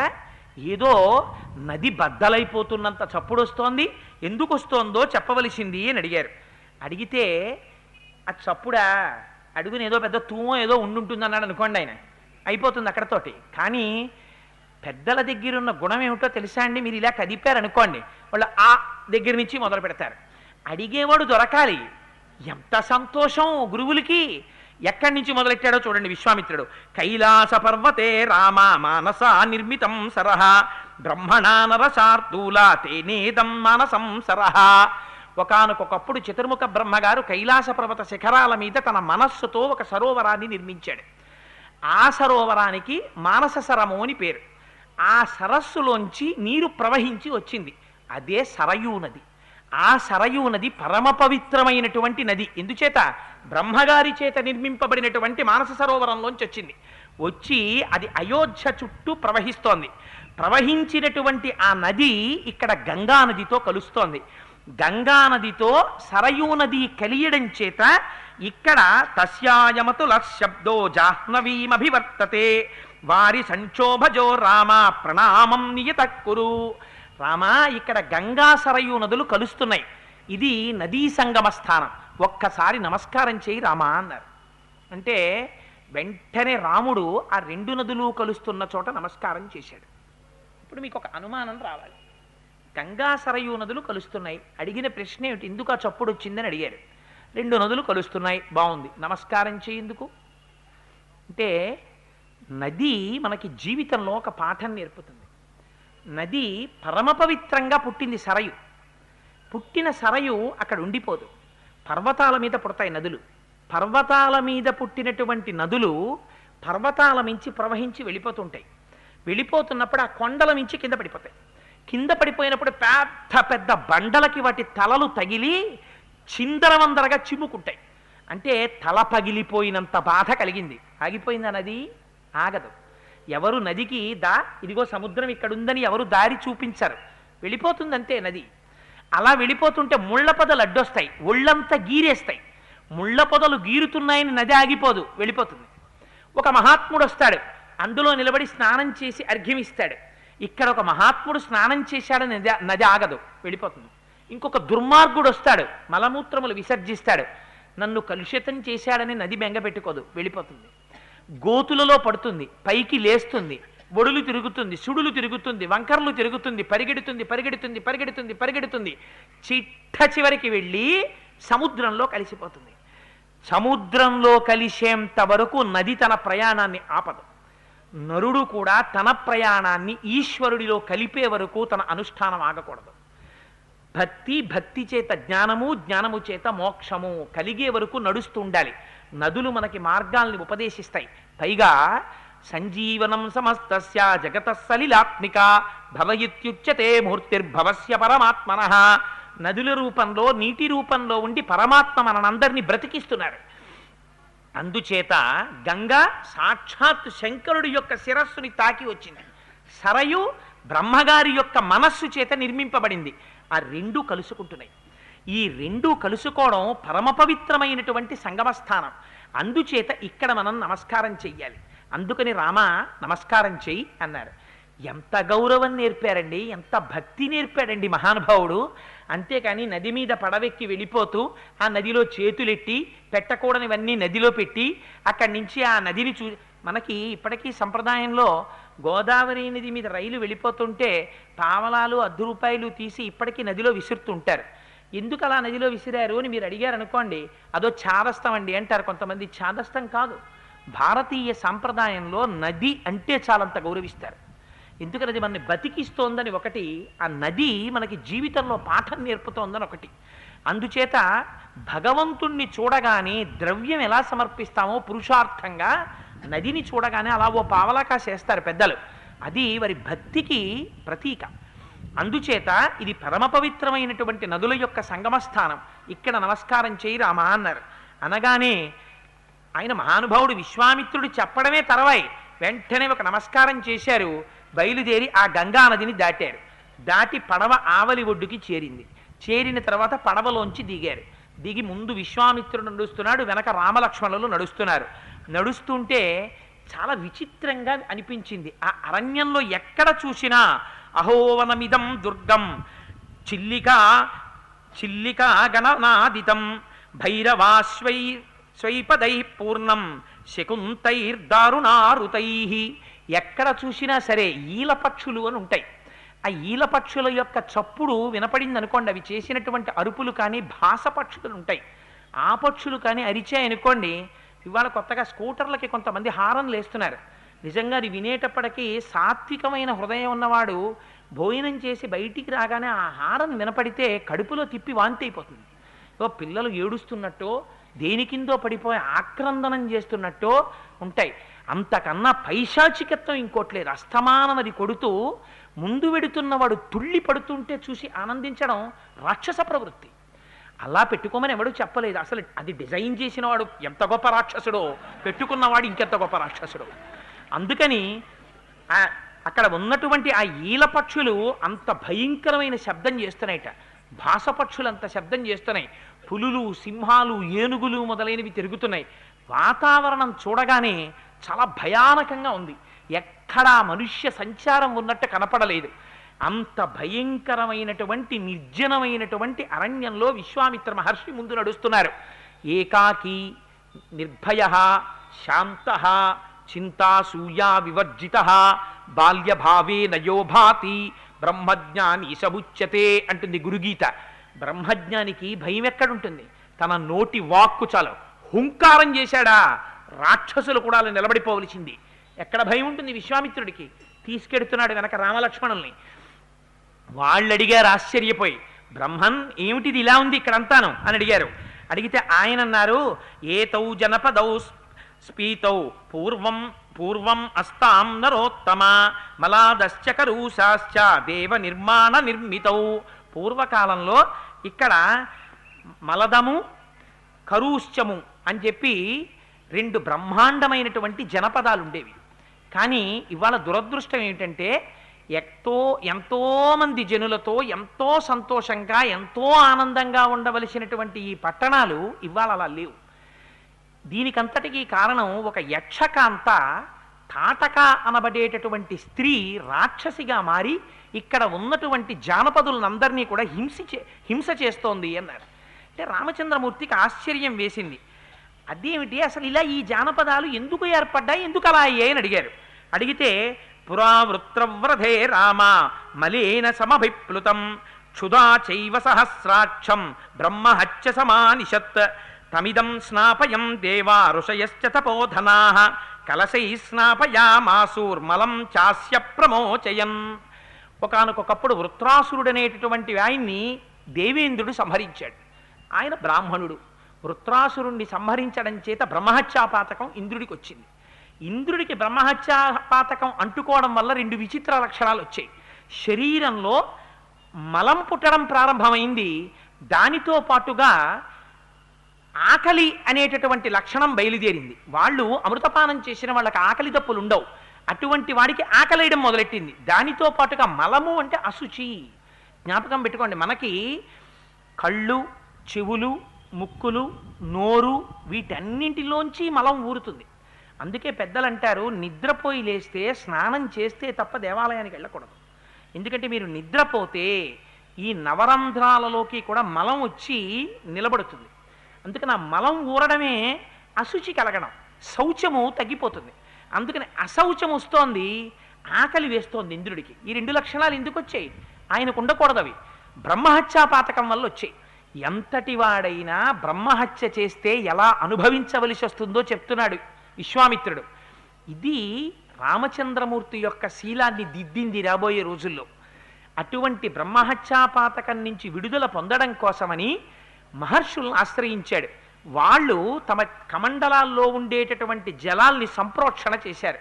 చేసి మంత్రములతో అభిమంత్రిస్తే ఆయనకి ఉన్నటువంటి ఆ మలదము కరుషము అంటే ఆకలి అశుచి ఆ రెండూ కూడా ఇదిగో ఈ భూమి మీద పడ్డాయి. ఈ భూమి స్వీకరించింది. స్వీకరిస్తే ఎప్పుడు? విశ్వామిత్రుడు రామలక్ష్మణులు నడిచి వెడుతున్నటువంటి గంగా తీరపు ఆవలి ఒడ్డున పడ్డాయి. పడితే దేవేంద్రుడు సంతోషించాడు. నాకున్నటువంటి ఈ మలదాన్ని ఆ తర్వాత కరుషాన్ని అంటే ఆకలిని ఈ భూమి స్వీకరించింది కాబట్టి ఈ భూమికి ఒక వరం ఇస్తున్నాను. ఈ రెండు పట్టణాలు కూడా నా నుంచి విడుదలైనటువంటి ఈ మలదము కరుషము అనేటటువంటి పేరుతో రెండు జానపదములుగా వర్ధిల్లుతాయి. ఇక్కడ సుఖ సంతోషాలతో ప్రజలు ఆనందంగా ఉంటారు అని వరం ఇచ్చారు. అక్కడ ప్రజలు ఎంతో సంతోషంగా ఆనందంగా జీవితం గడుపుతున్నారు. కానీ ఇంతలో ఒక విచిత్రమైనటువంటి విషయం జరిగింది. ఏమిటి ఆ విషయం అంటే, కస్యచిత్తథ కాలస్య యక్షీ వై కామరూపిణి బలం నాగసహస్రస్య ధారయంతి తదాహ్యుభూత్ తాటకా నామ భద్రంతే భార్యా సుందస్య ధీమతః మారీచో రాక్షస పుత్రో యస్యాస్య పరాక్రమః. ఒకానొకప్పుడు పూర్వకాలంలో ఒక యక్షుడు ఒక ఆయన ఉండేవాడు. యక్షులకంత బలం ఉండదు. అదే రామచంద్రమూర్తి అడిగారు, అందున యక్షకాంత, ఆవిడికంత బలం ఉండకూడదు కదా, మరి ఒక యక్షి అంత బలంతో రాక్షస కింద ఎందుకు మారిపోయింది అని అడిగారు. అడిగితే ఆయన అన్నారు, పూర్వమాసీన్ మహాయక్షు సుకేతర్నామ వీర్యవాన్ అనపత్య శుభాచార సచతేపే మహాతపః. పూర్వకాలంలో సుకేతు అనబడేటటువంటి ఒక యక్షుడు ఉండేవాడు. ఆయనకి చాలా కాలం బిడ్డలు లేరు. ఆయన బ్రహ్మగారిని ఉద్దేశించి తపస్సు చేశారు. తపస్సు చేస్తే చతుర్ముఖ బ్రహ్మగారు ప్రత్యక్షమయ్యారు. ప్రత్యక్షమై ఒక విచిత్రమైన వరాన్ని ఇచ్చాడు. ఆయన, నీకు కొడుకుల్ని ఇవ్వను, నీకు ఒక కూతుర్ని ఇస్తున్నాను. అది కామరూపి, మహాందగత్తె, ఆవిడికి 1000 ఏనుగుల బలం ఉంటుంది అని వరం ఇచ్చాడు. వరం ఇస్తే సరే కూతుర్ని ఇచ్చాడు కదా అని సంతోషించాడు. సుకేతు వెళ్ళిపోయాడు. వెళ్ళిపోతే దదౌ నాగసహస్రస్య బలం చాస్యాహ పితామహః సత్వేన పుత్రం దక్షాయ దదౌ బ్రహ్మా మహాయశాః. కానీ నత్వేన పుత్రం యక్షాయ దదౌ, కొడుకుని మాత్రం ఇవ్వలేదు. 1000 ఏనుగుల బలంతో కూతురు పుట్టింది. ఈ కూతురు పెద్దదవుతోంది, మంచి యవ్వనం, అందగత్తెగా తయారైంది. ఆవిడ్ని సుందుడు అనేటటువంటి ఆయనకిచ్చి వివాహం చేశాడు. వీళ్ళిద్దరికీ మారీచుడు అనేటటువంటి కుమారుడు కలిగాడు. ఇలా కలిగిన తరువాత చాలా స్వైరవిహారిణి అయి ఆ భర్తతో కలిసి 1000 ఏనుగుల బలం ఉంది కదా అని తిరుగుతోంది. ఒకనాడు చాలా పొట్టిగా ఉంటారు అగస్త్య మహర్షి. కానీ ఆయన బ్రహ్మతేజస్సు సామాన్యమైంది కాదు. ఎంత గొప్పవాడంటే అగస్త్యుడంటే, రాక్షసులందరూ సముద్ర గర్భంలో పడుకుంటున్నారయా, పాతాళ ద్వారానికి అడ్డొస్తోంది సముద్రం, ఒక్కసారి ఈ సముద్రాన్నంతటినీ ఎవరైనా తాగేస్తే పాతాళ లోకంలో ఉన్న రాక్షసుల్ని సంహరిస్తానన్నారు దేవతలు. అంటే నేను తాగేస్తానన్నాడు అగస్త్య మహర్షి. ఆయన్ని అడిగారు. అడిగితే ఒక్కసారి అలా చేతిలోకి తీసుకుని ఆపోసన పట్టేశాడు. పట్టేసిన తరువాత ఆ రాక్షస సంహారం అయిపోయిన తర్వాత భూమి అంతా సక్రమంగా నిలబడాలంటే నీరు ఎంత ఉండాలో అంత నీరు ఉండాలి. అందుకని మళ్ళీ నీటిని విడిచిపెట్టేయమన్నారు. అగస్త్య మహర్షి, నువ్వు తాగావు కదా నీరు, దాన్ని మళ్ళీ వదిలిపెట్టేయమన్నారు. అంటే ఆయన అన్నాడు, మీరు నాకు ఆ మాట చెప్పలేదు ముందు, నేను సముద్రాల్ని తాగేశాను, జీర్ణం అయిపోయాయి, ఉన్న నీళ్ళేవో వదిలేస్తాను అని మూత్రద్వారంలోంచి వదిలిపెట్టేట. వదిలిపెడితే అందుకే ఉప్పగా ఉంటాయి సముద్ర జలాలు, స్నానానికి పనికిరావు, పర్వదినాల్లో మాత్రమే స్నానం. నా సొంతంగా చెప్పారనుకుంటున్నారేమో, బ్రహ్మవైవర్త పురాణంలో ఉంది విషయం. అందుకని అగస్త్య మహర్షి అంటే అంత గొప్పవాడు. అటువంటి అగస్త్య మహర్షి కస్యచిత్తద కాలస్య యక్షీ పుత్రమజాయత మారీచం నామ దుర్ధర్షం యస్యాపాద్రక్షసోభవత్. ఒకనాడి సుందుడు వెళ్ళి ఆ అగస్త్య మహర్షి మీద పడ్డాడు. పడేటప్పటికి ఆయన ఒక పెద్ద హుంకారం చేశారు. హుంకారం చేసి శపించి ఆ సుందుణ్ణి సంహరించారు. సంహరించేటప్పటికి తన భర్తని సంహరించాడని విశేషమైన కోపం వచ్చింది. కోపం వచ్చి తన కుమారుడైనటువంటి మారీచుడితో, వాడి పెద్ద దేహం, పెద్ద పెనం ఎలా ఉంటుందో అలా ఉంటుంది వాడి ముఖం, వాడు ఆ మారీచుడిని తీసుకుని ఈ తాటకై వెళ్ళి ఆ అగస్త్య మహర్షి మీద పడింది. ఆయన్ని కూడా సంహరిద్దామని. రాక్షసత్వం భజస్యేతి మారీచం యాజహారసః అగస్త్య పరమ క్రుద్ధ తాటకామపి శప్తవాన్ పురుషాదీ మహాయక్షీ విరూపా వికృతానన ఇదం రూపం విహాయాధా దారుణం రూపమస్నుతే. నీకు వికృతమైనటువంటి విరూపమైన రూపం వస్తుంది అని చెప్పి తాటకని శపించారు. ఆ మారీచుణ్ణి నా మీదకొచ్చి పడ్డావు కనుక నువ్వు ఇవాళ నుంచి రాక్షసుడు అయిపోతావని శపించారు. అందువల్ల మారీచుడు రాక్షసుడైపోయాడు. తాటకకి వికృతమైన రూపం వచ్చేసింది. తాటక యొక్క భర్త అయినటువంటి సుందుడు మరణించాడు. తాటక యొక్క జీవితము ఇలా అయిపోవడానికి ఎవరు కారణము? బ్రహ్మగారి యొక్క వరం చేత పుట్టింది. అయినా పుట్టిగా ఉన్నాడు కదా, బ్రాహ్మణుడు కదా, ఏం చేస్తాడులే, ఈ దుష్టభావన వచ్చినప్పుడల్లా గుణపాఠం చెప్పారు అగస్త్య మహర్షి. మనకి ఎదరికి వెళ్ళిన తరువాత కథ వస్తుంది. జీర్ణం వాతాపి జీర్ణం అని వాళ్ళు కూడా మేక రూపంలో లోపలికెడితే తినేసి జీర్ణం చేసేసుకున్నారు. ఆయన ఒకసారి పొట్ట మీద ఇలా రాసుకుంటే జీర్ణం అయిపోయాడు. బ్రహ్మతేజస్సు కలిగినటువంటి వారు, మహాజ్ఞానులైనటువంటి వారి జోలికిడితే ఎటువంటి పతనము సంభవిస్తుందో చూపించారు. సుందుడు మరణించాడు, కొడుకు రాక్షసుడైపోయాడు, వికృతమైనటువంటి రూపంతో తాటక రాక్షస అయిపోయింది. ఆ తాటక ఇక్కడంతా సంచరిస్తుంటుంది. ఆవిడ నరభక్షణకి అలవాటు పడింది, మనిషి మాంసం తినడానికి అలవాటు పడిపోయింది. కాబట్టి ఆ తాటక ఉన్న చోట ఇంకా ఇక్కడ ఆ మలదము కరుషము అనేటటువంటి ఆ జానపదాలు, ఆ పట్టణాలు రెండు అదృశ్యమైపోయాయి. ప్రజలందరూ కూడా ఊరు విడిచిపెట్టి వెళ్ళిపోయారు. అందుచేత రామ, నువ్విప్పుడు ఈ రాక్షసిని సంహరించాలి. నృశంసమనృశంసం వా ప్రజారక్షణ కారణాత్ పాతకం వా సదోషం వా కర్తవ్యం రక్షతా సదా రాజ్యభార నియుక్తానాం ఏష ధర్మ సనాతనః. దశరథ్ ఎంత గొప్పగా మాట్లాడాడో చూడండి. విశ్వామిత్రుడు ఆయనకి బల అతిబల అని విద్యలు ఇచ్చాడంతే. శిష్యుడికి ఏ పాటి ధైర్యం ఉందో చూస్తున్నాడు ముందు. అసలు ఎన్ని గొప్ప విద్యలు ఇచ్చేయండి మీరు. తీరా సభ దగ్గరికి వెళ్ళిన తర్వాత, శత్రువుల్ని చూసిన తర్వాత మీరు అన్నీ చెప్పారు కానండి, ఆవిడ్ని చూసేటప్పటికే భయం వేసింది, నాకేం గుర్తు రాలేదన్నాడు అనుకోండి శిష్యుడు, ఇంకెందుకు పనికొస్తాడు వాడికి ఎన్ని ఉపదేశాలు చేస్తే మాత్రం. అందుకని తాటక యొక్క వృత్తాంతం అంతా చెప్పారు. చెప్పి ఇప్పుడు నువ్వు ఆ తాటకని సంహరించు. అయితే అదేమిటి మహాప్రభో, ఆడది కదా, నేను క్షత్రియుణ్ణి కదా, రాజకుమారుణ్ణి కదా, నన్ను ఇంత ధీరం తీసుకొచ్చి మారీచ సుబాహుల్ని నువ్వు వధించాలని చెప్పి తాటకా సంహారం చేయమంటావేమిటయ్యా? మొట్టమొదటే నన్ను ఆడదాన్ని చంపడమా అనుకుంటున్నావేమో రామా. నృశంసమనృశంసం వా ప్రజారక్షణ కారణాత్ పాతకం వా సదోషం వా కర్తవ్యం రక్షతా సదా ఏష రాజ్యభార నియుక్తానాం ఏష ధర్మ సనాతనః. దానివల్ల మహాపాతకమే రాని, అది దోషమే కాని, అది దోషం కాకపోని ప్రజారక్షణ కోసమని చెప్పి రాజ్యాన్ని పరిపాలించేటటువంటి రాజు మాత్రం భూమికి కంటకలుగా ప్రవర్తించేటటువంటి రాక్షసుల్ని సంహరించి తీరాలి. అందుచేత రామ, నువ్వు ఇంకా ఆలోచించకుండా బాణప్రయోగం చేసి తాటకని సంహరించు. పూర్వకాలంలో అలాగే మందర అనబడేటటువంటి ఒక స్త్రీ భూమిని సంహరించడానికి ప్రయత్నం చేస్తే ఆ రోజులలో ఆవిడ్ని సంహరించారు. అలాగే భృగువు యొక్క భార్య ఇంద్రుణ్ణి సంహరించడం కోసం అని చెప్పి తపస్సులో కూర్చుంటే శ్రీ మహావిష్ణువు ఆవిడ్ని సంహరించారు. పూర్వం లోకకంటకులైనటువంటి స్త్రీలని సంహరించడం అనేటటువంటిది ఉంది. అందుకని విరోచనని కుమార్తె అయినటువంటి మందరని ఆ రోజున సంహరించినట్టు, భృగుపత్నిని ఇంద్రుడు ఆ శ్రీ మహావిష్ణువు సంహరించినట్టు నువ్వు కూడా ఇప్పుడు ఈ తాటకని సంహరించు అన్నారు. అంటే రామచంద్రమూర్తి చూశారట. ఆయన ఒక మాట అనొచ్చు, అయ్యా నేను సుక్షత్రియుణ్ణి, నేను ఆడదాన్ని చంపడం ఏమిటయా, పైగా ప్రారంభంలో ఇది నేను చెయ్యలేను అనొచ్చు, నేను చెయ్యను అనొచ్చు, లేదా చేస్తాను అనొచ్చు. చిత్రం ఏమిటో తెలుసా అండి? రామచంద్రమూర్తి అన్నారు, పితుర్వచన నిర్దేశాత్ పితుర్వచన కారణాత్ వచనం కౌశికస్యేతి కర్తవ్యమని శంకయా గోబ్రాహ్మణ హితార్థాయ దేశస్యాస్య సుఖాయ చ తవ చైనా ప్రమేయస్య వచనం కర్తుముజ్యతః. మహానుభావ విశ్వామిత్ర, తాటకని చంపుతాను. ఎందుకు చంపుతానో తెలుసా? ఒకే ఒక కారణానికి తాటకని చంపేస్తాను. పితుర్వచన నిర్దేశాత్ పితుర్వచన కారణాత్. మా నాన్నగారు నన్ను పంపేటప్పుడు ఒక మాట చెప్పారు. విశ్వామిత్రుడు ఏది చెప్తే అది చెయ్యని చెప్పారు. నాకు మా తండ్రి గారి మాట శిరోధార్యం. ఇది రాముడంటే. పితృవాక్య పరిపాలన అంటే 14 ఏళ్ళ అరణ్యవాసం ఒక్కటి చెయ్యడం కాదు, ఎప్పుడెప్పుడు తండ్రి ఏ మాట చెప్తే ఆ మాట జ్ఞాపకం పెట్టుకుని ఔదల దాల్చాడు మహానుభావుడు. పితుర్వచన నిర్దేశాత్ పితుర్వచన కారణాత్ వచనం కౌశికస్యేతి కర్తవ్యమని శంకయా. దాని మీద నా గురువైనటువంటి నువ్వు చెప్పావు. గోబ్రాహ్మణ హితార్థాయ దేశస్యాస్య సుఖాయ చ తవ చైనా ప్రమేయస్య వచనం కర్తుముజ్యతః.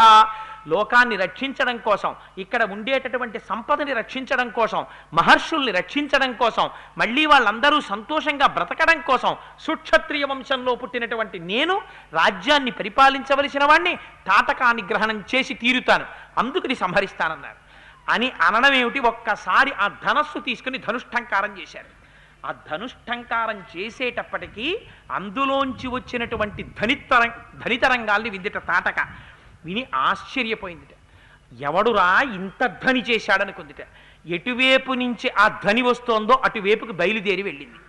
వెడితే తాటకని చూడగానే రామచంద్రమూర్తి ఇచ్చినటువంటి గొప్ప సర్టిఫికెట్ ఏమిటో తెలుసా అండి ఆవిడికి? లక్ష్మణ చూశావా తాటకని అన్నారు. అన్నయ్య చూశానన్నయ్య అన్నారు. రాముడు అన్నాడు, తాం హతాం భీమ సంకాశం ఈ తాటకని చూస్తే ఓ మోస్తరు వాళ్ళైతే గుండె పగిలిపోయి చచ్చిపోతారు లక్ష్మణ అన్నాడు. అంటే దాని స్వరూపం ఎలా ఉంటుందో మీరు ఆలోచించండి. ఇంకా ఇది సహజమైనటువంటి ధైర్యం.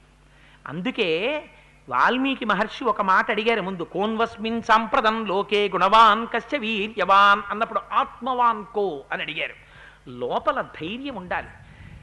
గట్టిగా 2 లారీలో 2 జీపులో ఢీకొంటేనో లేకపోతే ఒకడు ఇంకొకరిని హత్య చేస్తేనో ఆ శవాన్ని చూడ్డానికే నాకు భయం అన్నవాడు పోలీస్ డిపార్ట్మెంట్లో ఏం షైన్ అవుతాడు.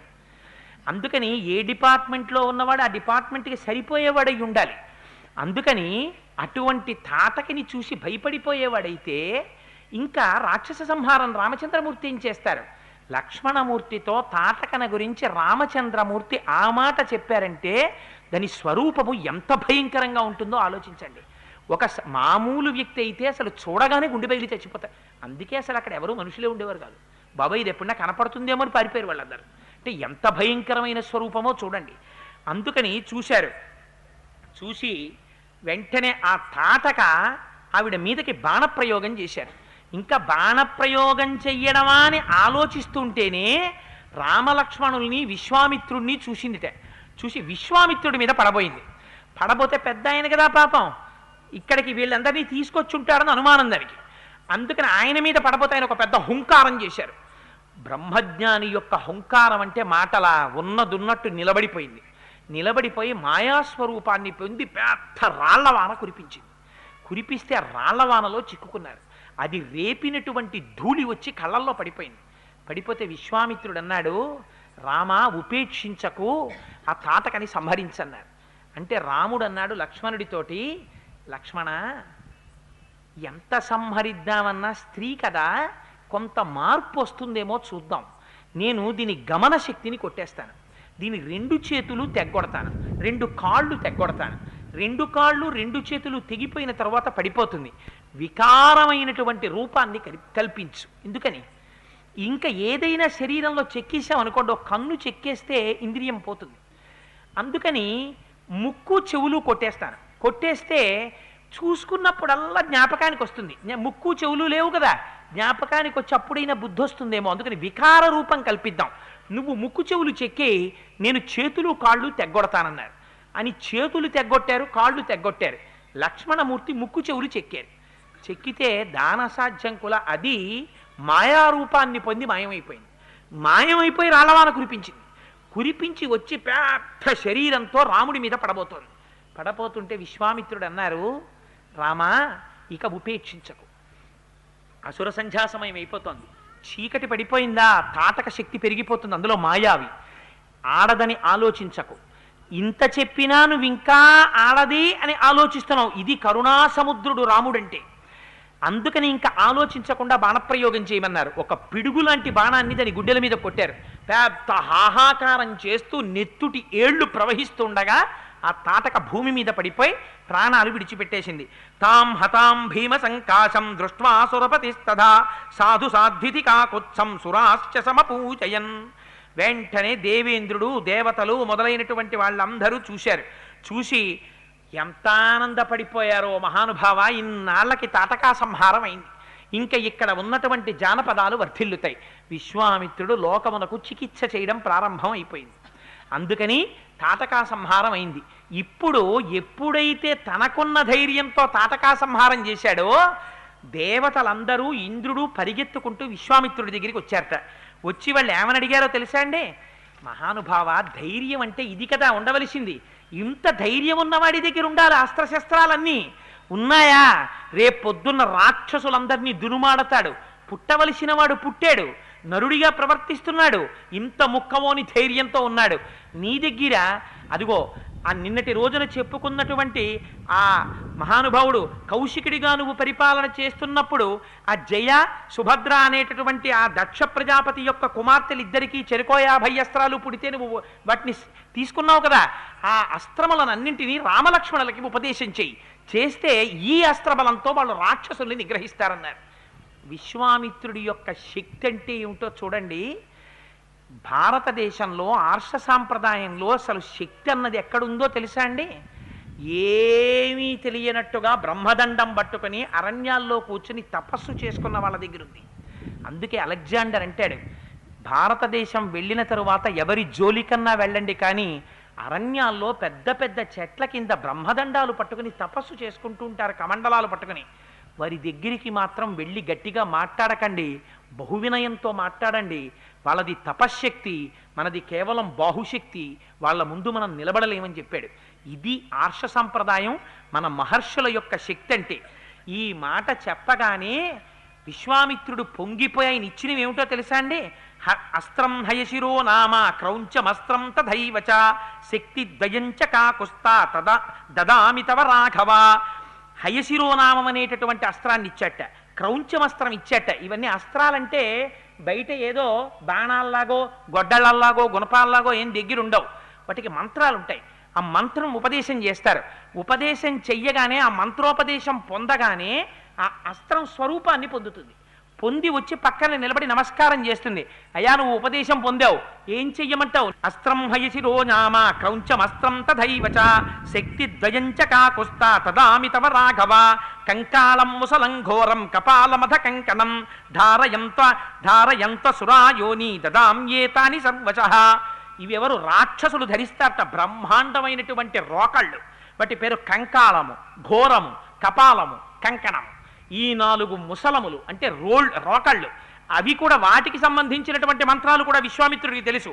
అందుకని ధర్మచక్రం తతో వీర కాలచక్రం తథైవచ విష్ణు చక్రం తథాత్యుగ్ర మైంద్రమస్త్రం తథైవచ వజ్రమస్త్రం నరశ్రేష్ఠ శైవం శూలవరం తథా అస్త్రం బ్రహ్మశిరశ్చైవ ఐషీకమసి రాఘవ దదామి తే మహాబాహో బ్రహ్మామస్త్రమనుత్తమం గదే ద్వే చైవ కాకుత్స మోదకీ శిఖరీ ఉభే ప్రదీప్తే నరసార్దూల ప్రయచ్ఛామి నృపాత్మజ ధర్మపాశమహం రామ కాలపాశం తథైవచ పాశం వరుణమస్త్రం చ దదామ్య హమమనుత్తమం అశనీత్వే ప్రయచ్ఛామి శుష్కార్ద్రే రఘునందన దదామి చాస్త్రం పైనాకమస్త్రం నారాయణం తథా ఆగ్నేయమస్త్రం దయితం శిఖరం నామతః వాయవ్యం ప్రధనం నామ దదామి చ తనానఘ. ఐంద్రాస్త్రం, బ్రహ్మాస్త్రం, బ్రహ్మశిరోనామకాస్త్రం, మానవాస్త్రం, వారుణాస్త్రం, ఇంద్రాస్త్రం, వైశీకాస్త్రం, ఆఖరికి పొడిగా ఉండేటటువంటి పిడుగులు, తడిగా ఉండేటటువంటి పిడుగులు, రోళ్ళు, రోకళ్ళు, రాక్షసగణాలు, క్రౌంచాస్త్రాలు, గాంధర్వాస్త్రాలు, నారాయణాస్త్రాలు, బ్రహ్మాస్త్రం, బ్రహ్మశిరోనామకాస్త్రం, మానవాస్త్రం, ఇవి అవి అని లేవు, సర్వాస్త్రములు చెప్పేశారు. చెప్పి 2 గదలు కూడా ఇచ్చేశారు. నందనం అనేటటువంటి ఒక గొప్ప ఖడ్గాన్ని బహూకరించారు. ఎవరు? బ్రహ్మజ్ఞానం కలిగినటువంటి విశ్వామిత్రుడు ఇంత అస్త్ర సంపత్తిని ఉపదేశం చేసేసేట. చేసేస్తే ఈ అస్త్రములన్నీ పురుష రూపాలని ధరించాయి. వచ్చి రామచంద్రమూర్తి పక్కన నిలబడ్డాయి. ఇవన్నీ ఆయన ఉపదేశం పొందారు. పొందిన తరువాత నిలబడి, స్వామి, మేమందరం మీ కింకరులం, నిన్ను సేవిస్తున్నాం, ఎవరి మీదకెళ్ళమంటావు చెప్పన్నారు. అంటే రాముడు అన్నాడు, వాళ్ళని ఒక్కసారి ఇలా తన చేతితో ముట్టుకుని, మీ అందరూ నా మనస్సులో ప్రవేశించండి, నా మనస్సులో తిరుగాడుతుండండి, నేను ఎప్పుడెప్పుడు పిలిస్తే అప్పుడప్పుడు పైకి రండి అన్నాడు. ఇప్పుడు ఏమైంది? విశ్వామిత్రుడిలో ఉన్నటువంటి సమస్త శక్తులు రామచంద్రమూర్తిలోకి ప్రవేశించాయి. ఈ మాట ఎవరు చెప్పారు? వశిష్ఠ మహర్షి చెప్పారు. విశ్వామిత్రుడితో వెళ్ళిన తరువాత నీ కొడుకు ఎలా మారతాడో చూడమని. ఎంత తపస్సు చేస్తే ఈ వేదం అంతా వస్తుంది, ధనుర్వేదం. ఏ తపస్సు లేకుండా గురువు యొక్క అనుగ్రహం కలిగిందా? ఇంత తపశ్శక్తిని ధారపోసేశాడు విశ్వామిత్రుడు. ఇవన్నీ చేసిన తరువాత మరునాడు ఉదయం నిద్రలేస్తే విశ్వామిత్రుడు వంక చూసి రాముడు అన్నాడు, మహానుభావ, గురుత్తమ, నాకు మీరు ఇన్ని అస్త్రాలు ఉపదేశం చేశారు, ఆఖరికి పైశాచికాస్త్రం కూడా ఉపదేశం చేశారు, నాకు వీటి ఉపసంహారం కూడా చెప్పమని అడిగాడు. పొంగిపోయేట విశ్వామిత్రుడు. మళ్ళీ ఉపసంహార మంత్రాలన్నీ నేర్పారు. నేర్పి వాటితో పాటుగా, రామ, ఇంకొన్ని అస్త్రాలు కూడా ఉన్నాయి, అవి కూడా నేర్పేస్తాను, తీసుకోమన్నారు. ఆ అస్త్రాలన్నీ కూడా ఇచ్చేశారు. అడగాలి కానీ గురువులకి ఇవ్వడంలో, అందుకే నచోరహార్యం నచ రాజహార్యం న భ్రాతుభాజ్యం న జభారకారి వ్యయే కృతే వర్ధతి ఏవ నిత్యం విద్యాధనం సర్వధన ప్రధానం. గురువుకు ఉన్నటువంటి ఔదార్యం ప్రపంచంలో ఎవరికీ ఉండదు. ఆయనకి మోహం ఉండదు, దాచుకోవాలన్న తాపత్రయం ఉండదు. దొరికితే చాలు పాత్రత కలిగినటువంటి వాడు పోసేయి పోసేయి పోసేయి అని తనలో ఉన్నటువంటి జ్ఞానాన్నంతటినీ ధారపోసేస్తాడు. గురువు యొక్క ఔదార్యం అంటే ఎలా ఉంటుందో, గురువు పాదములు పట్టుకుంటే, గురువు వెంట వెడితే ఎటువంటి మార్పు వస్తుందో, ఇవాళ రామచంద్రమూర్తిని మన లోకములకంతటికి రక్షకుడిగా మనకు అందించినటువంటి మహానుభావుడు విశ్వామిత్రుడు. ఆ విశ్వామిత్రుడి ప్రజ్ఞ ఏమిటో వాల్మీకి మహర్షి చూపిస్తున్నారు. అగస్త్యుడి ప్రజ్ఞ అంటే ఏమిటో వాల్మీకి మహర్షి చూపిస్తున్నారు. బ్రాహ్మణ్యానికి ఉన్న గొప్పతనం ఏమిటో విశ్వామిత్రుడు చూపిస్తున్నారు. తపస్సుకి ఈ దేశంలో ఉన్న గొప్పతనం ఏమిటో విశ్వామిత్రుడు చూపిస్తున్నారు, వాల్మీకి మహర్షి చూపిస్తున్నారు. ఇది భారతదేశానికి ఉన్న గొప్పతనం. భారతదేశం ఎప్పుడు భౌతికమైన ఐశ్వర్యముతో పేరు తెచ్చుకున్నది కాదు. భారతదేశానికి ఉన్న గొప్పతనం వర్షాలు పడలేదు, మేఘాల మీద రసాయనాలు చల్లుకోవడం ఈ దేశానికి చేత కాదు. ఒక మహాపురుషుడి కాళ్ళు పట్టుకుని సహస్రఘటాభిషేకం చేయించుకుంటుంది, మేఘాలు వచ్చి వర్షాలు కురుస్తాయి. అందుకే ఈ దేశానికి ఆయువు పట్టు వేదం. వేదము ప్రమాణముగా బతికినటువంటి దేశం ఈ దేశం. అందుకని వేద ప్రమాణాన్ని, బ్రాహ్మణ్యాన్ని, బ్రహ్మజ్ఞానికి ఉండేటటువంటి శక్తిని వాల్మీకి మహర్షి రామచంద్రమూర్తిని తయారు చేసినటువంటి విశ్వామిత్రుని యొక్క ఆ క్యారెక్టర్ని, ఆ శీలాన్ని, ఆ వ్యక్తిత్వాన్ని ఆవిష్కరించడంలో నిరూపించి చూపించారు. ఇంత గొప్పగా ఉపసంహార మంత్రాలన్నింటినీ కూడా చూపించిన తరువాత పొంగిపోయారట. పొంగిపోయి మళ్ళీ ఎన్నో అస్త్రాలని ఉపదేశం చేశారు. ఉపదేశం చేసిన తరువాత మరునాడు ఉదయం నడుస్తుంటే అక్కడ సిద్ధాశ్రమం అనేటటువంటి ఆశ్రమం కనపడింది. ఈ ఆశ్రమం ఎవరిది, ఎందుకు ఇక్కడుంది అని అడిగారు రామచంద్రమూర్తి. అడిగితే అప్పుడు మహానుభావుడు చెప్పాడు, సిద్ధాశ్రమమితి ఖ్యాత సిద్ధో హ్యత్ర మహాతపాః ఏతస్మిన్నేవ కాలేతు రాజా వైరోచ నిర్బలిః. ఒకానొకప్పుడు విరోచనుని యొక్క కుమారుడైనటువంటి బలిచక్రవర్తి అపారమైనటువంటి పరాక్రమాన్ని పొంది ఇంద్రుణ్ణి రాజ్యభ్రష్టుణ్ణి చేసి ఇంద్రుడి యొక్క రాజ్యాన్ని కూడా తన రాజ్యంగానే పొందాడు.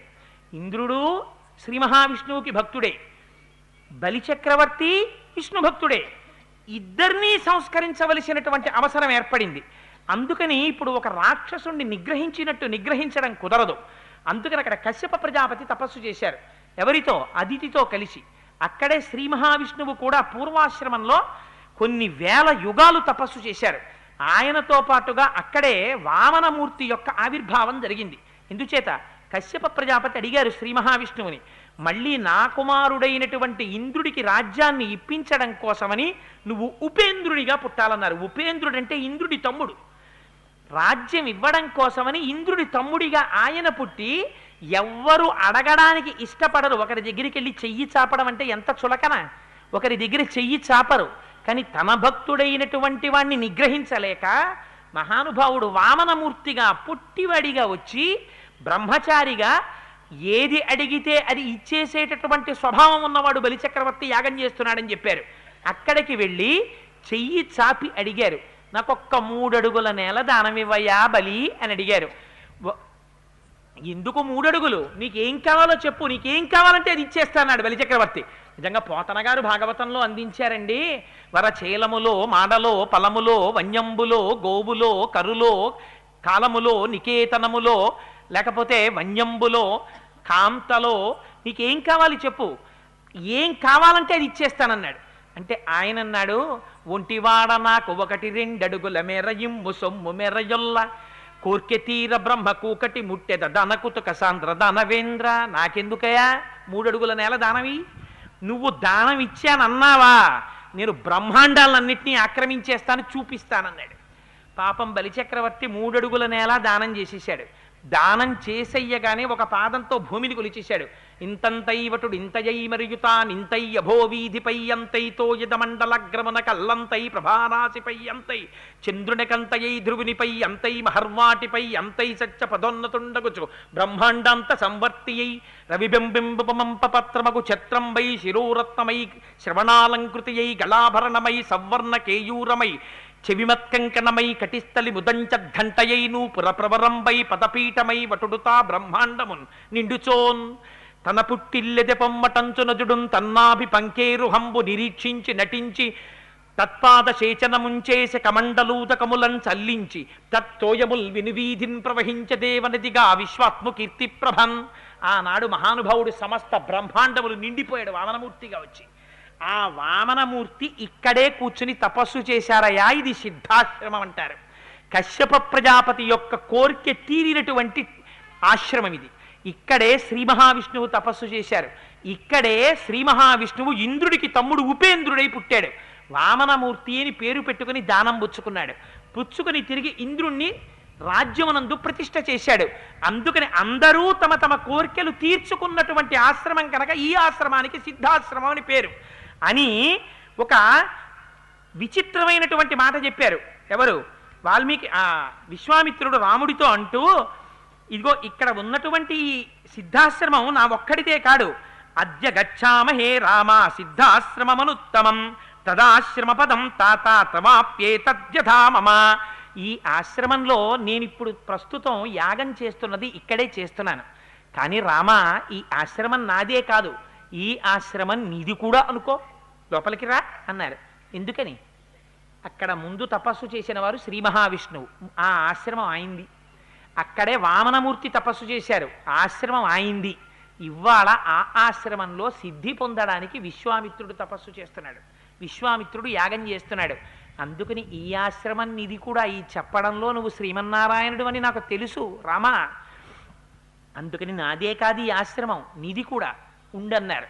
ఉండని బ్రహ్మాండమైనటువంటి యాగం ప్రారంభమైంది. రామా, చాలా జాగ్రత్తగా ఉండు, 6 రాత్రులు 6 పగళ్ళు నువ్వు ఈ యజ్ఞాన్ని కాపలా కాయాలి. దీక్ష వహించి నేను మౌనంలోకి వెళ్ళిపోతున్నాను. చిట్ట చివరికి వచ్చేసరికి యాగాన్ని పాడు చేసేస్తారు మారీచ సుబాహులు వచ్చి, జాగ్రత్త పడమన్నారు. 5 రాత్రులు గడిచిపోయాయి. 6వ రోజు ప్రవేశించింది. రాముడు లక్ష్మణుడితో అన్నాడు, లక్ష్మణ చాలా జాగ్రత్త, ఇవాళతో యాగం పూర్తవ్వాలి, ఇప్పుడే దీన్ని పాడు చెయ్యడం కోసమని వస్తారు రాక్షసులు, చాలా అప్రమత్తతతో ఉండమన్నాడు. అదే సమయంలో అనుకోకుండా వేదిలో ఉన్నటువంటి అగ్నిహోత్రం భగ్గున మండింది. అలా యాగం జరుగుతుండగా అగ్నిహోత్రం ఒకేసారి మండి పైకి లేచి కిందకి దిగితే ఏదో యాగానికి ప్రతిబంధకమైనటువంటి ఒక దుష్టశక్తి ప్రవేశించడం ప్రారంభమవుతోంది అని ఒక దుశ్శకునాన్ని చెప్పినట్టు. వెంటనే రాముడు గమనించాడు. సర్వశాస్త్రపారంగతుడు మహానుభావుడు, విశ్వామిత్రుడి శిష్యుడు, వశిష్ఠుడి దగ్గర విద్య నేర్చుకున్నవాడు. ఇదిగో దుర్నిమిత్తం తోస్తోంది, రాక్షసులు రావడానికి సిద్ధపడుతున్నారు, జాగ్రత్త పడన్నాడు. వెంటనే కామరూపులై మారీచ సుబాహులు వచ్చారు. వారితో పాటు కొన్ని వేల మంది రాక్షసులు వచ్చారు. ఆ పైనుంచి కుండలతో రక్తాన్ని అగ్నిహోత్రంలోకి పోశారు. పొయ్యగానే రక్తం పడగానే అగ్నిహోత్రం భగ్గున పైకి లేచింది. చూశాడు రాముడు.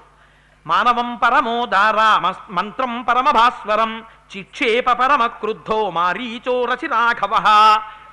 లక్ష్మణ చూడు, మానవాస్త్రం పెట్టి కొడుతున్నాను మారీచుణ్ణి. మానవాస్త్రం చాలా చల్లగా ఉంటుంది, అందుకని మానవాస్త్రం పెట్టి కొడితే ప్రాణాలు పోవు. కానీ వీడి ఇక్కడి నుంచి 100 యోజనముల దూరం వెళ్ళి సముద్రంలో పడిపోతాడు. పడిపోయి ఆ తర్వాత తెలివి వస్తుంది, స్పృహ తప్పిపోతాడు. అల్లా కొడుతున్నాను చూడని మానవాస్త్రం ప్రయోగం చేశారు. అది చల్లగా ఉంటుందేమో, ప్రాణం తీయదు. తీయకుండా వాడిని 100 యోజనాల దూరం తీసుకుపోయి సముద్రంలో బారేసింది. ఒకేసారి కొట్టారు మారీచుడిని రామచంద్రమూర్తి. కొడితే వాడు ఏమన్నాడో తెలుసా అండి? అరణ్యకాండలో రకారాదీని రామాని రామత్రస్తస్య రావణ రత్నాని చరదాశ్చైవ విత్రాస జనయంతిమే అన్నాడు. ఒరే రావణ, నా దగ్గరికి ఎవరైనా వచ్చి రా అంటే తర్వాత మా అంటారేమో అని అప్పటి నుంచి పారిపోతూనే ఉన్నాను రా అన్నాడు. ఎవరైనా నా దగ్గరికి వచ్చి రత్నం అందామని, రథం అందామని రా అన్నారనుకో, తర్వాత మా అంటారేమో అని పారిపోతుంటాను నేను. నాకంత భయం రా. ఒక్కసారి కొట్టాడు రాముడు జీవితంలో. రాముడి దెబ్బంటే నీకు తెలియక ఇలా విచ్చలవిడిగా తిరుగుతున్నావు అన్నాడు. నేను మానవాస్త్రం పెట్టి కొట్టారు. ఆ తర్వాత సుబాహుడు వచ్చాడు. వస్తే ఆయన మీదకి ఆగ్నేయాస్త్రం ప్రయోగించారు. గుండెలు బద్దలై నెత్తురు కక్కుతూ సుబాహుడు కింద పడి మరణించాడు. ఇన్ని వేల మంది రాక్షసుల్ని వాయువ్యాస్త్రం ప్రయోగించారు. ప్రయోగించి ఒక్కసారి వాళ్ళని కొట్టారు. కొట్టేటప్పటికి ఆ రాక్షసులందరూ మరణించారు. యాగం పూర్ణంగా పరిసమాప్తమైపోయింది. విశ్వామిత్రుడు లేచి గాఢాలింగనం చేసుకున్నాడు. ఎంతో పొంగిపోయాడు. రామా, నా యొక్క ఈ సిద్ధాశ్రమంలో జరుగుతున్నటువంటి ఈ యాగం పూర్ణంగా జరగడానికి రక్షకుడవై తోడ్పడి నా యాగ పరిపూర్తికి సాయపడ్డావు. నేను ఎంతో సంతోషించానన్నాడు. ఆ రాత్రి ఎంతో ఆనందంగా ఆ ఆశ్రమంలో ఉండి మరునాడు విశ్వామిత్రుడు రామలక్ష్మణులతో కలిసి ఉండగా ఎవ్వరూ అనలేనటువంటి మాట ఇది. ఒక్క రామచంద్రమూర్తి తప్ప వేరొకరు అనలేరండి. వినయం అంటే ఎలా ఉండాలో నిజంగా మనకి చూపిస్తాడు మహానుభావుడు. ఆయన వచ్చి అంటాడు, రాముడు ఇమౌ స్మముని శార్దూల కింకరౌ సుమపస్థితౌ ఆజ్ఞాపయదేష్టం వై శాసనం కరవావకిం. రాత్రి అంత యాగాన్ని రక్షించాడు. తెల్లవారేటప్పటికి పొద్దున్న లేవగానే నిన్న రాత్రి మనం బలి కొట్టేశాను రా, ఆ మారీచుండేమో మానవాస్త్రం పెట్టి కొట్టాం, సుబాహుణ్ణేమో ఆగ్నేయాస్త్రం పెట్టి కొట్టాం, కొన్ని వేల మంది రాక్షసుల్ని వాయువ్యాస్త్రాలు పెట్టి కొట్టాం, అదిగో చూసావా డెడ్ బాడీస్ ఎలా పడున్నాయో, ఈ యాగాన్ని అంతటిని మనమే రక్షించాం అని చెప్పి గురువుగారి దగ్గరికి వెళ్దాంలే, ముందు వీళ్ళందరూ వచ్చారు కదా పాపం ఒకసారి షేక్ హ్యాండ్ ఇచ్చి వీళ్ళతో మాట్లాడదాం అనుకుంటే అహంకారం ప్రబలిపోయినట్టే. అహంకారం ప్రబలితే ఏమవుతుందో ముందే చెప్పాడు విశ్వామిత్రుడు అంగదేశం గురించి చెప్తూ. అందుకని రాముడి వినయం చూడండి, గురువుల దగ్గర ఎలా ప్రవర్తించాలో చెప్తాడు. పొద్దున్న లేచి వస్తూనే విశ్వామిత్రుడి దగ్గరికి వచ్చి నమస్కారం చేశాట. అయ్యా యాగం అయిపోయింది కదా ఇంక ఇంటికి బయలుదేరదామా అని అడగలేదు. నమస్కారం చేసి అన్నాడు, ఇమౌ స్మముని శార్దూల కింకరౌ సముపస్థితౌ. మేము నీ కింకరులం విశ్వామిత్ర మహర్షి, మేమిద్దరం నీ సేవకులం. నీ యొక్క పాదముల సన్నిధానంలో అంజలి ఘటించి నిలబడి ఉన్నాం. నువ్వు ఇంకా మేము చెయ్యవలసినటువంటి పని ఏదుందో ఆజ్ఞాపయధేష్టం వై శాసనం కరవావకిం. నువ్వు శాసించు, ఆజ్ఞాపించు. ఒరే కింకరులారా ఈ పని చేయండిరా అని చెప్పు. ఆ పని చెయ్యడానికి నీ పాదముల దగ్గర సిద్ధంగా ఉన్నానయ్యా విశ్వామిత్ర అన్నాడు. ఇది రామచంద్రమూర్తి యొక్క వినయం అంటే. ఎవరు ఉండగలరలా? అంతటి వినయశీలి గురువు దగ్గర. అదే రాముడు కోదండ పట్టుకు నిలబడ్డాడా గుండెలు బద్దల కొడతాడు రాక్షసుల్ని. అదే రాముడు తండ్రి దగ్గరికి వెళ్ళాడా తండ్రిని సత్యమునందు నిలబెడతాడు. ఎవరి దగ్గరికి వెళ్ళినప్పుడు ఎలా ప్రవర్తించాలో రాముడు తాను అనుష్ఠించి మనకి చూపిస్తాడు. అందుకే రామాయణం అంత గొప్ప రామాయణమైంది. అయితే మరునాడు ఉదయం వీళ్ళు బయలుదేరుతుంటే విచిత్రం ఏమిటో తెలుసా అండి? అక్కడ మిథిలానగరంలో జనక మహారాజు గారు బ్రహ్మాండమైన యాగం చేస్తున్నాడు.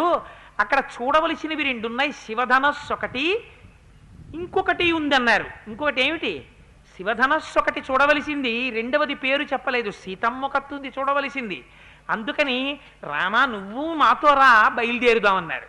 విశ్వామిత్రుడు రామలక్ష్మణులు బయలుదేరుతుంటేట సిద్ధాశ్రమంలో ఉన్న మృగాలన్నీ కూడా విశ్వామిత్రుడి వెంట వెళ్ళిపోతున్నాయిట. అంటే ఏమిటి? బ్రహ్మతేజస్సు కలిగినటువంటి వాడు వచ్చినా, బ్రహ్మతేజస్సు ఉన్నవాడు వెళ్ళిపోతున్నా మృగములు కూడా వారిని చూసేటప్పటికీ అపారమైన సంతోషాన్ని పొంది ఆయనతో పాటు వెళ్ళిపోదాం అనుకుంటాయిట. అంటే ఎంత ప్రేమిస్తాయో చూడండి. అంటే ఆ హృదయం ఎలా ఉంటుందో మీరు ఆలోచించండి. ఇది విశ్వామిత్రుడంటే. ప్రతి క్షణం ప్రతి శ్లోకంలో విశ్వామిత్రుడి వైభవం ఏమిటో ప్రకటిస్తుంటారు వాల్మీకి మహర్షి. ఆర్ష సాంప్రదాయంలో గురువు యొక్క వైభవం ఏమిటో చూపిస్తారు. శిష్యులు తన వెంట రావడం గొప్ప కాదు, విశ్వామిత్రుడు వెళ్ళిపోతుంటే క్రూర మృగాలు వెంటబడ్డాయి, మేము వచ్చేస్తాను నీతోటని.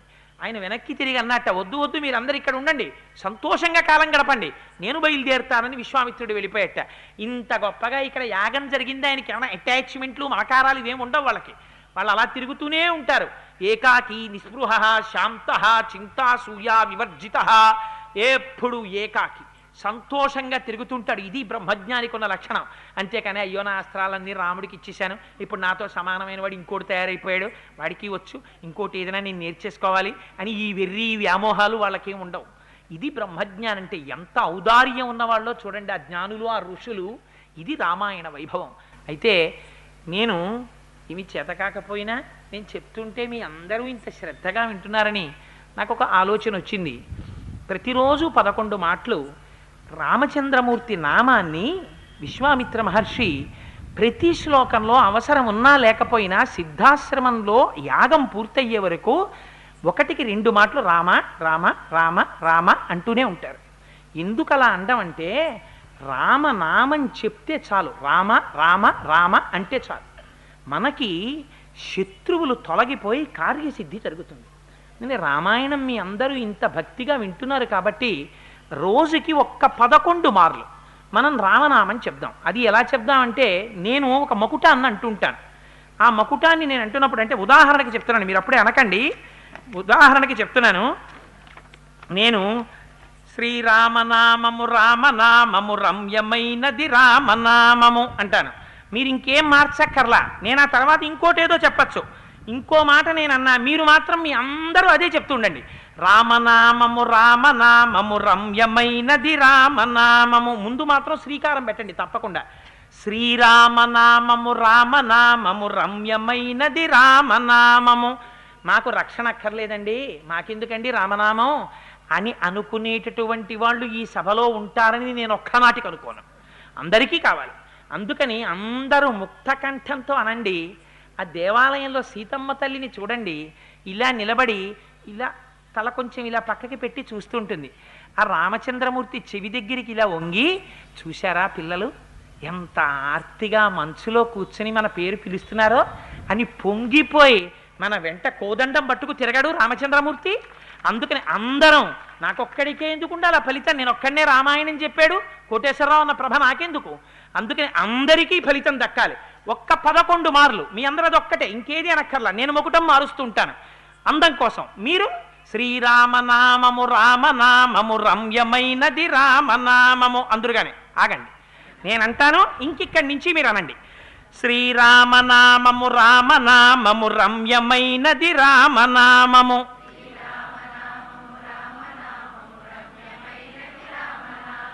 శ్రీమదఖిల రహస్య మంత్ర విశేషధామము రామనామము.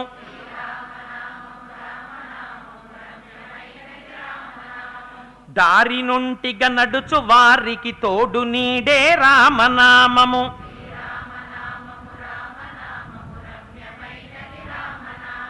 నారదాది మహామునీంద్రులు నమ్మినది శ్రీరామనామము.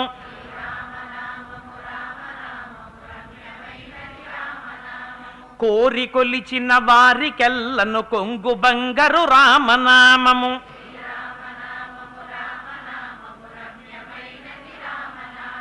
పాహి కృష్ణాయనచు ద్రౌపది పలికినది శ్రీరామనామము.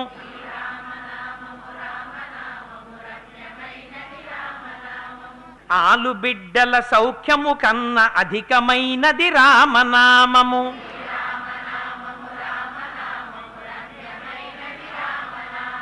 నీవు నేనను భేదమేమియు లేకయున్నది రామనామము.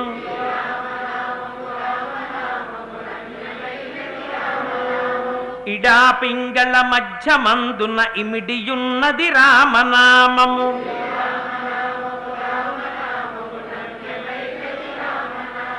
అండపిండ బ్రహ్మాండములకు ఆధారమైనది రామనామము.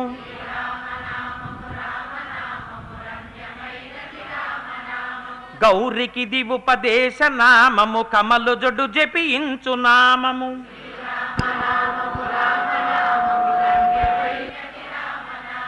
గోచరంబగు జగము లోపల గోప్యమైనది రామనామము.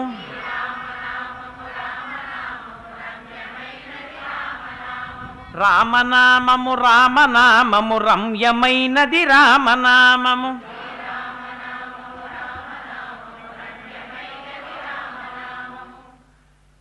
వాల్మీకి మహర్షికి ఒక అలవాటు ఉంది. సాధారణంగా ఆయన ఫలస్థుతి చెప్పరు.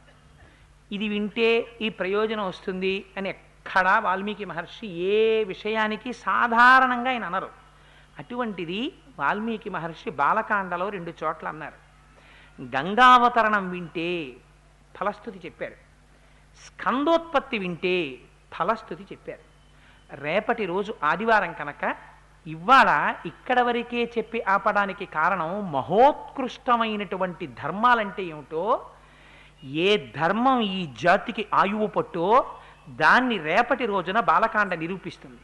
నిరూపించి రేపటి రోజున గంగావతరణ ఘట్టాన్ని ప్రస్తావన చేస్తాను. ఆ గంగావతరణం వింటే విన్నంత మాత్రం చేత కొన్ని కోట్ల జన్మల నుంచి మన శరీరాన్ని అంటిపెట్టుకున్న పాపరాశి ఉత్తర క్షణం దగ్ధమైపోతుందని వాల్మీకి మహర్షి అభయం ఇచ్చారు. అందుకని రేపటి రోజున ఆ గంగావతరణ ఘట్టాన్ని వివరిస్తాను. సర్వం శ్రీ ఉమామహేశ్వర పరబ్రహ్మార్పణమస్తు. స్వస్తి.